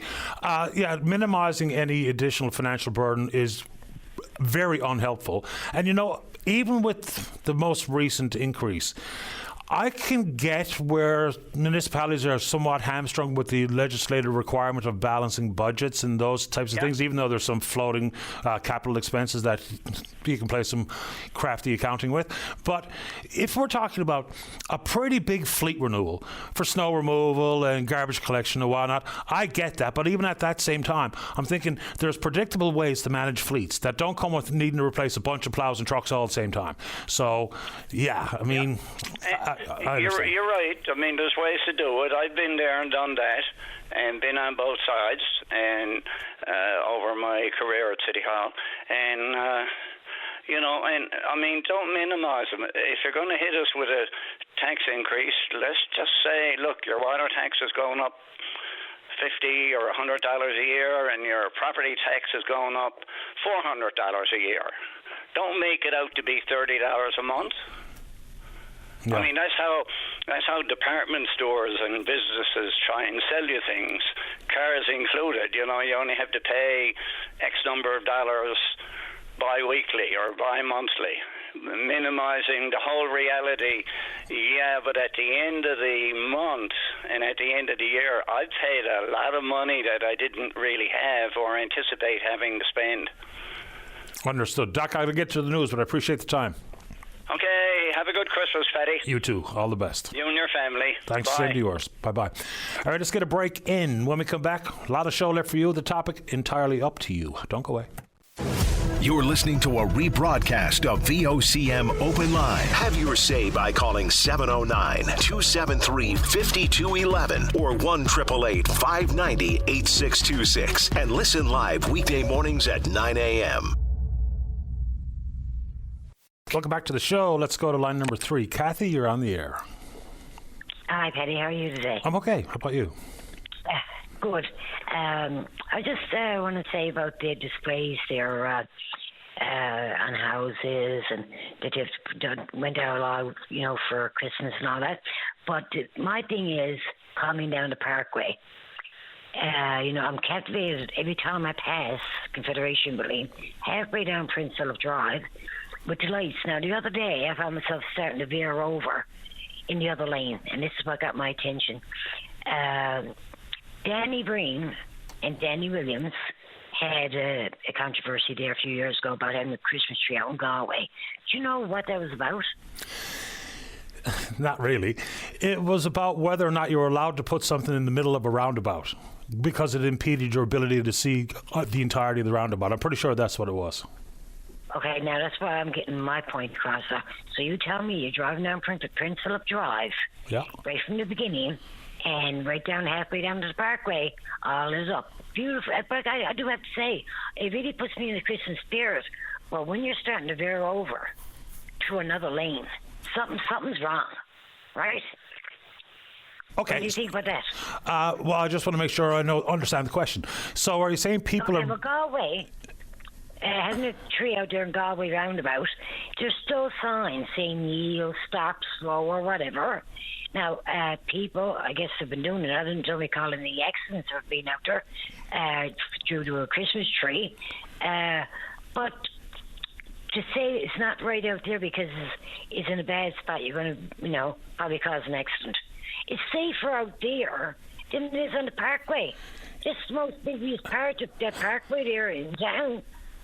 Yeah, okay. I just want to make sure I understand the question. So are you saying people are veering out of their lane because of the Christmas lights? Yep. What? And you know something? And I'm the first one to say I've done it because I've been I see it and it's so nice to look at, right? And next thing you know, I'm grabbing the wheel. I just get taken away from just the lights and the way they get it done. So I don't know what the difference is between that, which is more dangerous, I think, than a Christmas tree in a roundabout out in Galway. Yeah, well, I mean, I would add a few things to that. Even some of the things like billboards, like some of them that are so bright you can't help but have a look at them. Certainly here on Cayman Road, that's the case. But I try to, I suppose same can be said for being aware of your surroundings if you're driving through a residential neighborhood and people got their homes nicely decorated, and that's what you're out doing, looking at houses that are decorated, and who knows what might jump out of someone's driveway, like a car or a cat or a kid. Okay, now that's what I'm going to say now. You said that people go out looking to look at the nice homes that are done up. But if they're going out looking, chances are they're going to be more cautious because they know what they're going to face. But when you're coming down that parkway and all of a sudden all these lights are shining on you, you got to shake your head. And especially to go against Danny Williams. All he want to do is put a tree out there, one tree, in one spot where there's about 6 legal signs, and Danny Breen wouldn't allow it to be put out there. Just for that, right? Yeah, I'm trying to recall exactly what the issue was between obstruction. Danny and Danny. Yeah, I think it was about line of sight. Yeah. Yeah, and I don't know. Like I said, you find a difference between the Parkway and Galway. You got no signs in front of Confederation Building saying slow down or yield or concentrate on the road. Never mind the lights. Because if that was the case, why spend thousands of dollars putting lights brightening up the Confederation Building in the Parkway if you're going to make cause an accident? Because all it takes is one split second for your wheels to turn. Yeah, well, I've done it myself. Fair enough. I suppose the rule of thumb should be eyes forward and look way down the road as opposed to just look at your hood ornament. That's true. And Danny Breen, shout out to him and Williams. Danny Breen should have thought about that before he prevented Danny Williams putting one tree out in Galway. It just doesn't. It doesn't seem right. Yeah, I just think the actual. I'm sure you know that Danny Williams and Danny Breen has been at it for a while with the horns, right? But you got to call it the way it is, right? Yeah, I suppose. I think the rules were actually in place. I don't know if Danny Breen was doing anything than enforcing what was actually on the books. Now, could there be a way for Danny Williams to have a Christmas tree in a Galway roundabout? I suppose. I mean, I'll add to it. People still have a hard time navigating those bloody roundabouts. I don't really know why. They're not all that complicated, but I have people tell me all the time that they resist going out there because of the roundabouts, when roundabouts are a pretty proven way to calm traffic. Yeah, I don't know if they can't get the neck for it or it's just too many signs out there. Like I said, all kinds of signs. Yeah, I think people get nervous. I get nervous, yes. So some people don't even want to get up to Galway. They don't want to get home. Yeah. Right. So anyway, I just thought that, but I do believe the lights out and the Parkway, they are beautiful, done up, and just be more a little bit cautious. Gluing your eyes, because you glue your eyes to the road and probably have a glance or whatever. At City Hall, or what Crab Tower, boy, look down at it and watch it all up. Who knows? I appreciate the call, Kathy. You take good care. Alrighty. You too. Bye-bye. Okay, bye-bye. Yeah, I'm not even sure I've driven that stretch of the Parkway since the lights have been up. I try to avoid the Parkway, to be honest. I mean, it's just fits and starts the whole way down. If you hit one red light, you hit them all. Certainly feels that way anyway. All right, Rob's in the queue to talk snow tires, but we're only 30 seconds away from the break. So, Rob, you hang tough. We'll get his thoughts on it. I don't know if he's picking up on what I'm laying down regarding mandatory or the conversation surrounding the possibility for mandatory snow tires. I think there's only one province in the country that does it, and I'm pretty sure that's Quebec. Quebec's a bit of an outlier on a bunch of things, though, aren't they? All right, here, let's check in on the Twitter. We're VOCM Open Line. You can follow us there, offer your questions and commentary, suggestions, and or criticisms. You can also do it via email. It's openline@vocm.com. When we go back, we'll speak with Rob about snow tires, then you about whatever you want to talk about. Don't go away. Welcome back to the program. Let's go to line number 1. Rob, you're on the air. Good morning, Patty. How are you doing? Great. How about you? Good. I have to disagree with you on the tires. No problem. I've been driving all season tires all my life, and I'm, pretty much around your age. And I've driven across Canada 3-4 times now in my vehicles, different vehicles, and I've never had an issue. I don't think there should be any mandatory tire issues as long as you drive the road conditions. It's just a simple fact. Studded tires don't mean a thing here, because if you got all that slush and snow in between, they're not doing nothing. They're just tearing up a road.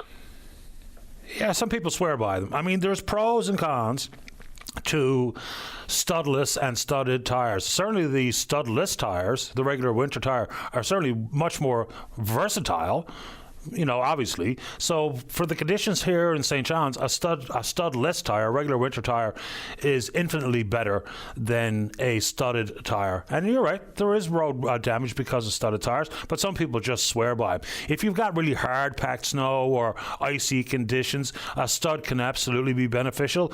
Generally speaking, a regular winter tire is superior, just where I live, just based on the way the weather doesn't cooperate here in the city. But it's demonstrably true that winter tires are better in winter conditions than all seasons, though. No, not really. Like I said, I've all my life I've never driven on a winter tire before, and I've traveled across the country a number of times in all different weathers and everything like that. But as long as you drive to a road condition, you're not going to have a problem. Well, there's a few. I mean, hey, it's up to you. You do it as you see fit. But there's some distinct concerns with temperature. An all-season has harder rubber, and when it falls below 7 degrees, then the all-seasons even become less cooperative with the road. And in addition to that, the treads on an all-season are much less deep than a snow tire, so very quickly your all-seasons, the treads are full of snow and blocked with snow. And even just a different tread formation. But hey, I mean, if you want to drive with all seasons, who am I to tell you not to? Yeah, but like I've like I said, I lived in Fort McMurray, and that's all I ever drove on was all season tires, and the temperatures there are a lot different than here, and I never had an issue. Okay, I never spun out or anything like that. As long as you drive to the road conditions and you know what's going on, hey, if there's some snowstorm coming on, just don't drive. It's pretty simple. Well, some people don't have a choice. Like, regardless of what the conditions were, I had to come to work this morning. And so, again, if people have the option to not travel because of road conditions, that's great. But some people, there's just simply no choice. You drive when you got to drive. Rob, so you've never had snow tires on. Are you considering one of these winters to give it a shot to see just how much better your car handles? No, not at all. I have nothing. I will never, ever switch. As long as you've got a decent set of tires, like you've said before, like people are out there on slicks, of course they're not going to work. You're not on a racetrack. And, you just got to, just make it work. I can drive from here to St. John's. I'm out in CBS, and there's never an issue. Okay? I drive to the road conditions and just, make it work. Yeah. So you're a nay in mandatory snow tire conversations. Absolutely. I'm in the yay camp. I will never, ever have them on. Fair enough. As long as you got a decent set of tires on, and like you said before, people are driving around in slicks. A decent set of tires on. Yeah. And like I said, all season, I have never, ever had a problem.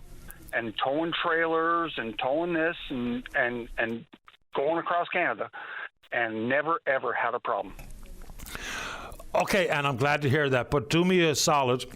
And let me know when you're going to be around Kenmount Road in a bad winter stay. I'll make sure to wait for you to pass through. All right, well, I'll stop in and see you, and then we'll go for a ride. I appreciate the call, Rob. Thanks a lot. Okay, take care, buddy. All right, man. Bye-bye. Yeah, look, again, some people just simply swear by a studded tire. Doesn't matter what part of the province they live in. Like in areas where you get a lot of hard-packed snow, then I get it. But, because, of course, the studs, just for the patently obvious, studs have an easier job breaking through hard-packed snow than not studded tires. And there's absolutely plenty of documentation about the damage that studs cause. I mean, obviously, if you're riding on hard-packed snow, studs aren't damaging the road. But winter conditions change from snow-covered roads to bare roads. I mean, there'd be plenty of times this winter where the roads will be absolutely 100% bare. And if you can hear the whir of the studded tires on the pavement, inevitably, those studs are hurting the roads. And look, I understand. I got people close to me who they couldn't care less. They get studded tires, and that's what they rely on. That's what they believe in, and so be it.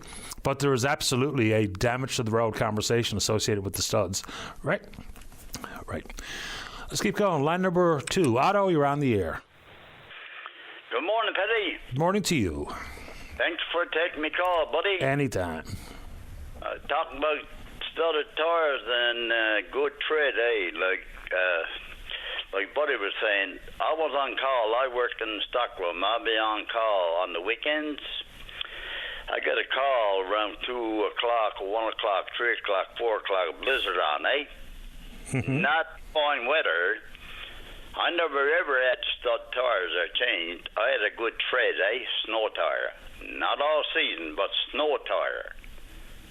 I got to work. I had a half an hour to go to the stockroom in Claremont. I live in Detroit right then, and now I'm in Claremont, right? Now, home care. We had a girl. She was the first time there, told care, right?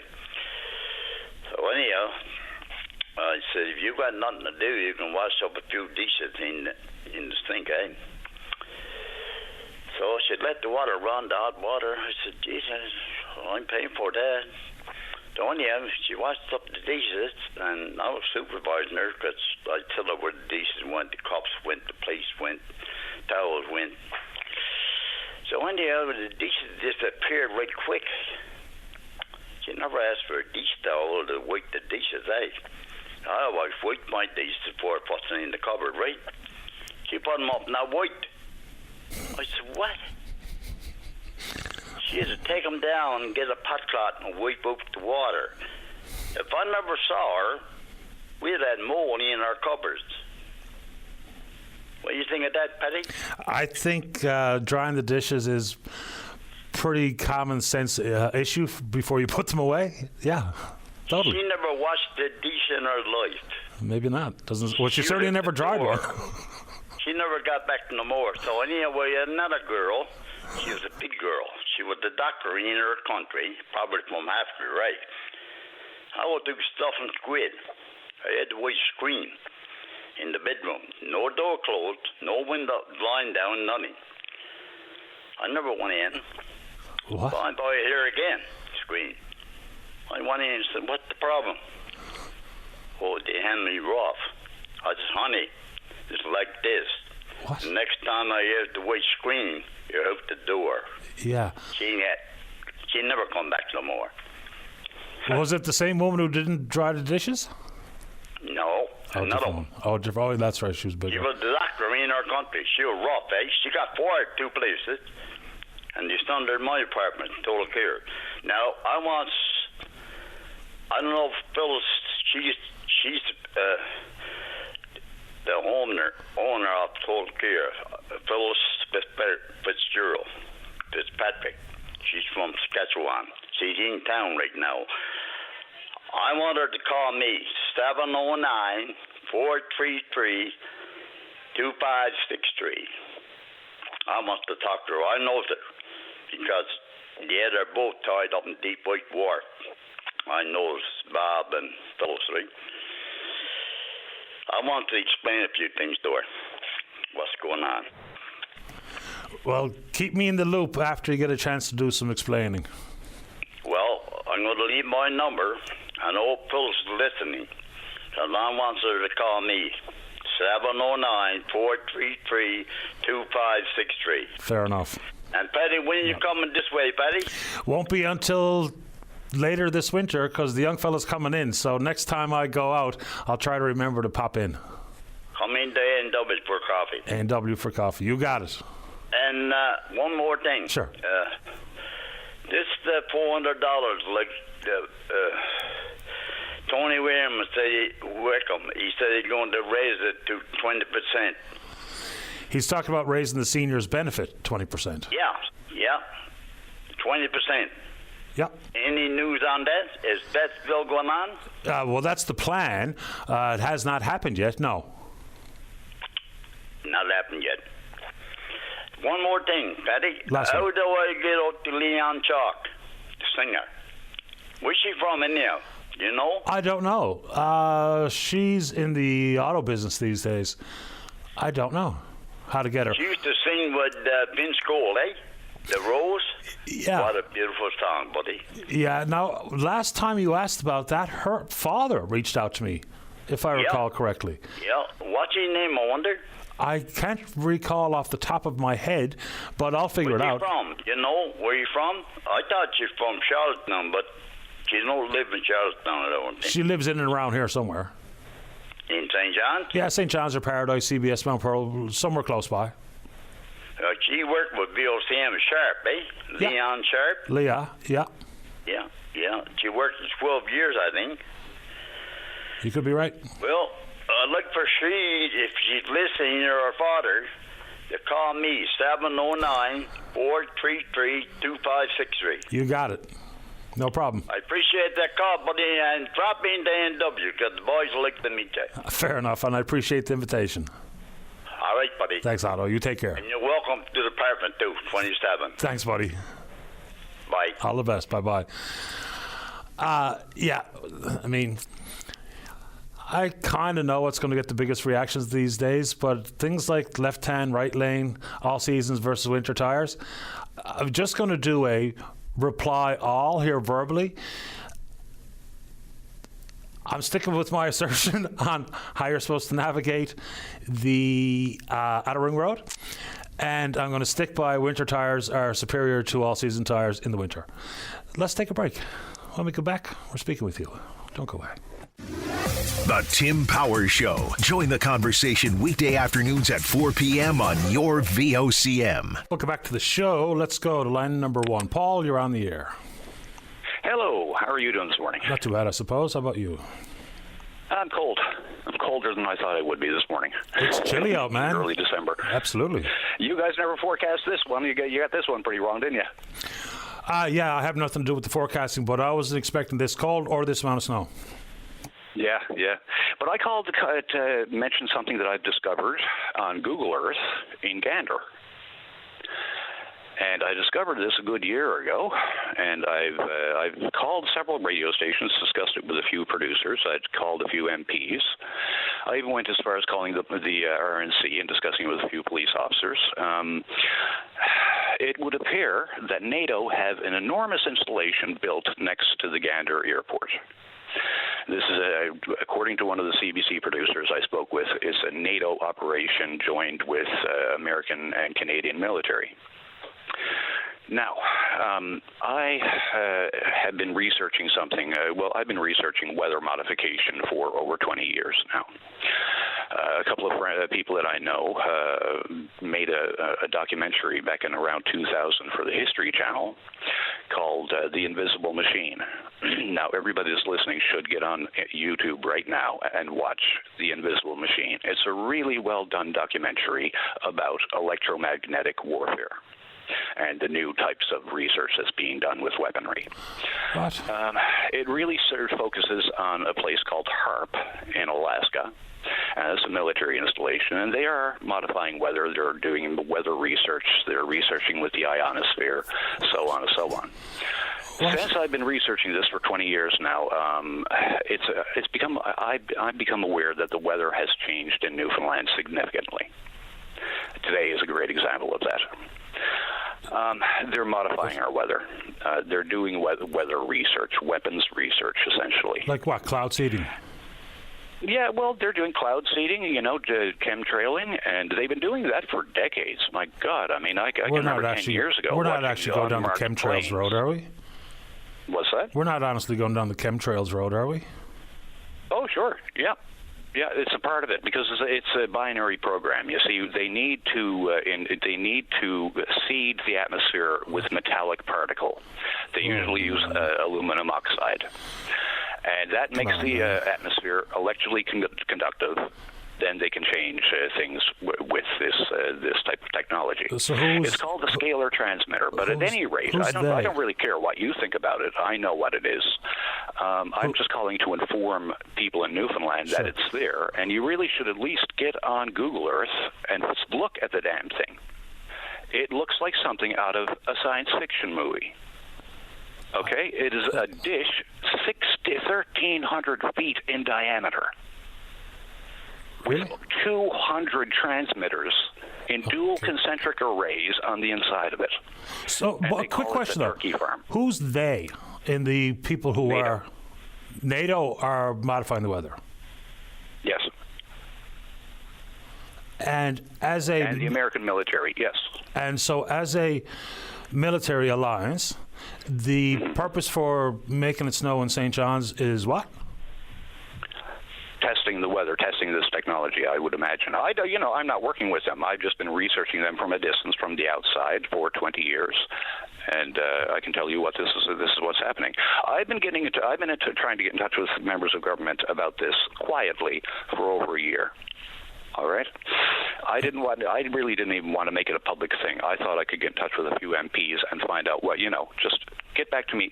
Are there any health consequences to the damn thing? I've spoken with people at the airport. Or even if it is a thing. What's that? I'd start with asking if it was actually a thing. Well, let's find out. But I can't get any information from them at all. It is a top secret project. You can't find any information on the internet about it. The only way you can find out about it is on Google Earth. So does that... Get on Google Earth, look at it. So if there's zero information out there, does that possibly lead people to believe that it's not actually a thing? I'm sorry, I didn't hear that. So you say there's absolutely zero information available other than a picture from Google Earth? Well, I can see the image from Google Earth. If you're familiar with what HARP is, it really is just a different shaped HARP. It's essentially a large field with about 200 large transmitters inside of it. But this one is obviously meant for focusing. If you've seen HARP before, it's just a rectangular field. So might this looks like a focusing lens. So might this thing be used for communications as opposed to electrifying the clouds? You could use that thing for, as far as I understand, you could use that thing for starting earthquakes, for igniting the ionosphere. That is the machine that should never be. All right? That is called the Invisible Machine. Everybody should watch the documentary called The Invisible Machine. It's on the YouTube. Okay. Invisible Machine, Electromagnetic Warfare. Type that into YouTube, you'll get this documentary. Maybe it's a spectacular documentary. Maybe someday I might type that into my YouTube search field. You should. Anything else this morning, Paul? I hope that many of your listeners, and for what many there are, I hope that many of your listeners will take a look at that, and people will look into what are the health aspects of it at the very least. Well, did you just say? I can't get any information. I mean, do you yourself have any information about it? No, but neither do you. I've spent a year talking to many people in government, and all I can get is a NATO operation from the very visible, just by looking at it. Anybody near it, you'd have to ask, are there any health consequences to that? What are they doing? From what I've been told from people that live in the area, it's got an 80-foot protective fence around it, and if you look near it, they'll shoot you. If you get close to it and turn on a radio, you'll just hear turkeys. They do radio jamming with the sound of turkeys. If you get close to the fence, someone's going to shoot you? Apparently, if you guys, they have, lethal, I've been told by several locals in the area over the past year that they have lethal protective orders there. Yeah, sounds unlikely. I've been at the Gander Airport as recently as this fall, and I've never seen anything of the like. And I've actually flown. What are you trying to say, that it's not there? Well, I don't know. I'll look at Google Earth, but I mean, most of this is outrageous anyway. Well, I mean, I've flown very low level in and around the Gander Airport several times in this past year. Okay, and you're saying it's not there? Well, I've never seen it. It's there, I assure you. It's called the Turkey Farm. They admit there's something there, that NATO are there. There was a CBC article written about 20 years ago that was totally nonsensical. I mean, it didn't even make grammatical sense, the article. I mean, the CBC producer referred me to this article. I read it, and it didn't make any sense whatsoever. Yeah, I don't know. It basically indicated that there was a transmission tower NATO had in Gander. What they have there is not a transmission tower. That looks like something out of The Thing. So just last one before I let you go. Was it some sort of wisecrack about our listeners for however many that might be? Is that what you said? I'm sorry, I'm having a bit of a hard time hearing you this morning. You're hearing from what? No, I think there was just a wisecrack about the number of listeners. And guarantee you spoke to more people this morning than you've spoken to in the recent past. You get to know me. You might change your mind. I appreciate your time, Paul. Thanks for calling. Okay, have a good one, buddy. Bye-bye. Scott, you're next. Don't go away. Welcome back. Let's go. Line number 2. Scott, you're on the air. Good morning, Patty. How are you? Not too bad. How about you? Not bad. Just a couple of points here. The first one be, Paul just ruined my Christmas trip for turkey in Gander. I don't want to go out and eat turkey and get shot, so I'll start with that. I don't know what he was talking about there, but okay. Bit different of a conversation. Yeah, someone just sent me the 20-year-old article from CBC about it, and it looks like this was a popular during the Cold War communications and counter-terrorism surveillance unit out at the Gander Airport. Yeah, I've flown over to go fishing out there. I've never seen anything either, so I don't know. I'm with you there. The reason I called in was 2 points. Rob, who called regarding the snow tires. Snow tires, as you would say, are demonstrably better in the snow than all seasons, because a lot of people will call all seasons snow seasons. They're not great in the summer. They're not great in the winter. My vehicles, they have summer tires dedicated for summer driving, and I have winter tires for my vehicles as well, because just for that reason, it's just safety on the highway, just for myself and also anyone around me. Yeah, I mean, there's such a thing as summer tires and all seasons and winter tires, snow tires and studded tires. So there's a variety out there. So I use the catch-all all seasons, but you're right, there's a distinctly summer tire. Yep. And I would question. I lived in Fort McMurray for years. Yep, and he's right. You do not need winter tires because it's between minus 30 and minus 40, and it's dry as a bone. You don't get slush. A studded tire would be better because the snow gets so packed there that you would be able to drive, but you really don't need snow tires because they don't get the amount of snow that we get here, and they certainly don't get the humidity.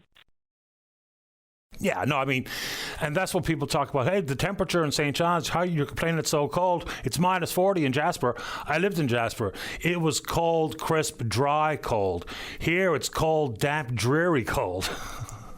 It's completely different. Yep. And I don't know what time of year he was driving, but it's not very easy to get through Cape Breton in the winter, because I've driven through Christmas times.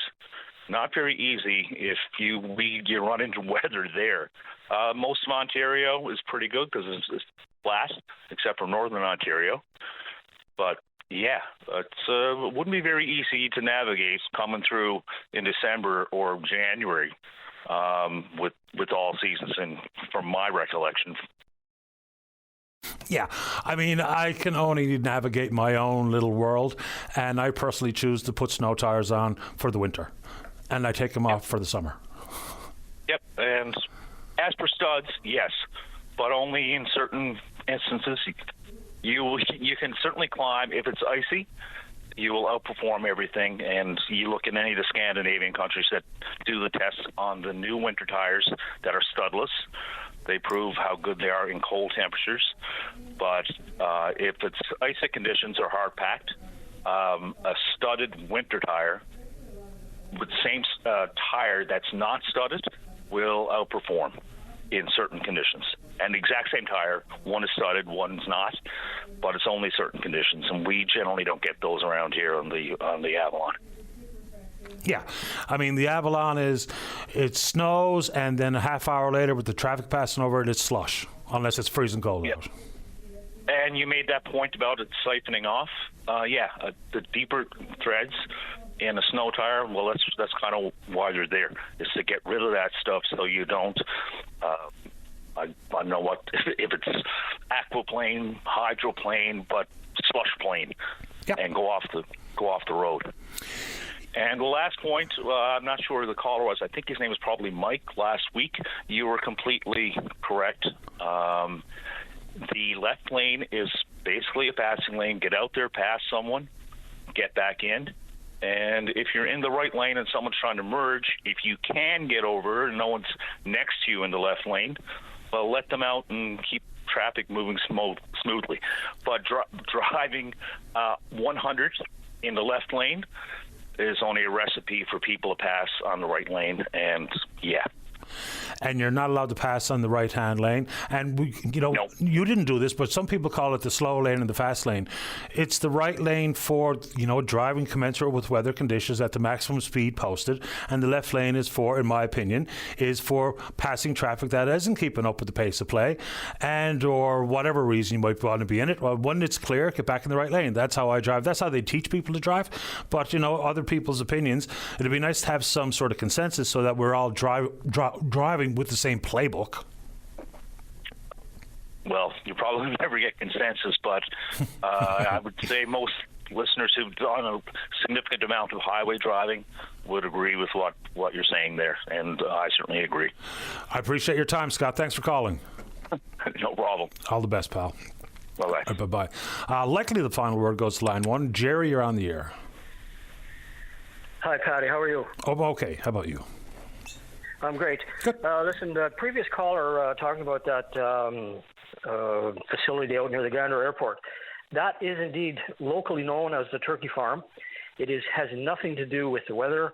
It's a communications antenna array. It's been in operation for, 30 years. I work there, so I know all about it. He's out to lunch, and he talked about another facility similar in Alaska. They're all over the world. They're run by, the one in Gander was run by the Canadian Armed Forces, and it was direction finding and surveillance. That's the limited amount I've read about it. That's pretty much what it says. And apparently it was at its peak during the Cold War. There was examples of, the association with the sinking of the Bismarck and counter-surveillance or counter-terrorism surveillance and communications. And electronic warfare or electromagnetic warfare, as far as I understand, is simply the ability for you to keep your opponents from using your radio frequencies and using your communication channels and the like. But I'll admit I have a limited knowledge base on that kind of stuff. Yeah, I worked there during the Cold War, and there was no radio jamming or radio interference. That was not what it was designed for. I have no idea what it's doing now, but it is not a weather control or any such thing. I wouldn't have thought so. No. And they're all over the place. Yeah, absolutely. There's another one on the west coast of Canada. There's one in Alaska. They're in the Indian Ocean. They're in Europe. They're all along the eastern seaboard, western seaboard of the U.S. They're all over. Makes sense to me. Nothing nefarious about it.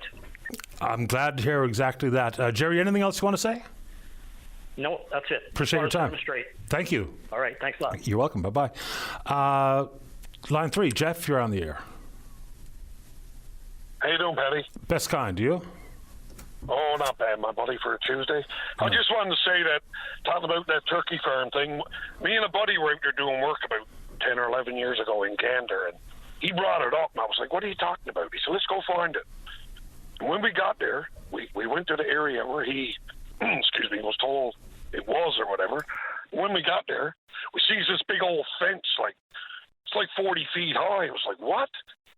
And before we knew it, security came out, told us to turn around and leave. It was like Area 51, right? It was right freaky. Like, I don't know, man. It was like, I just wanted to tell you that I've seen it. I've seen the fence. Yeah, I've seen it now too. Someone sent me a picture of it, and fair enough. So it's a thing with a fence, but you didn't get shot though.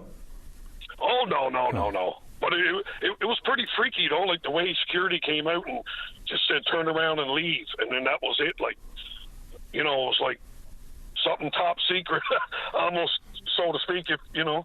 But I don't know what it is, but we went. I just want to say I've seen it. That's all. I know it's there, definitely. Yeah, and I mean, I didn't deny it's there because I don't know. I've never noticed it. I've flown over that area a few times this year with my son, who's the pilot, and apparently it's a thing. Whether or not it's a thing used to modify the weather versus communications and interception and counterterrorism and surveillance, kind of two distinctly different things. I'm glad they never gunned you down, Jeff, and I'm glad you called the show. No sweat, Paddy. You have a great day, my buddy. You too, pal. All right, bye-bye. All right, wild show today. Big thanks to all hands. We will indeed pick up this conversation again tomorrow morning right here on VOCM and Big Land FM's Open Line. On behalf of the producer, David Williams, I'm your host, Paddy Daly. Have yourself a safe, fun, happy day. We'll talk in the morning. Bye-bye.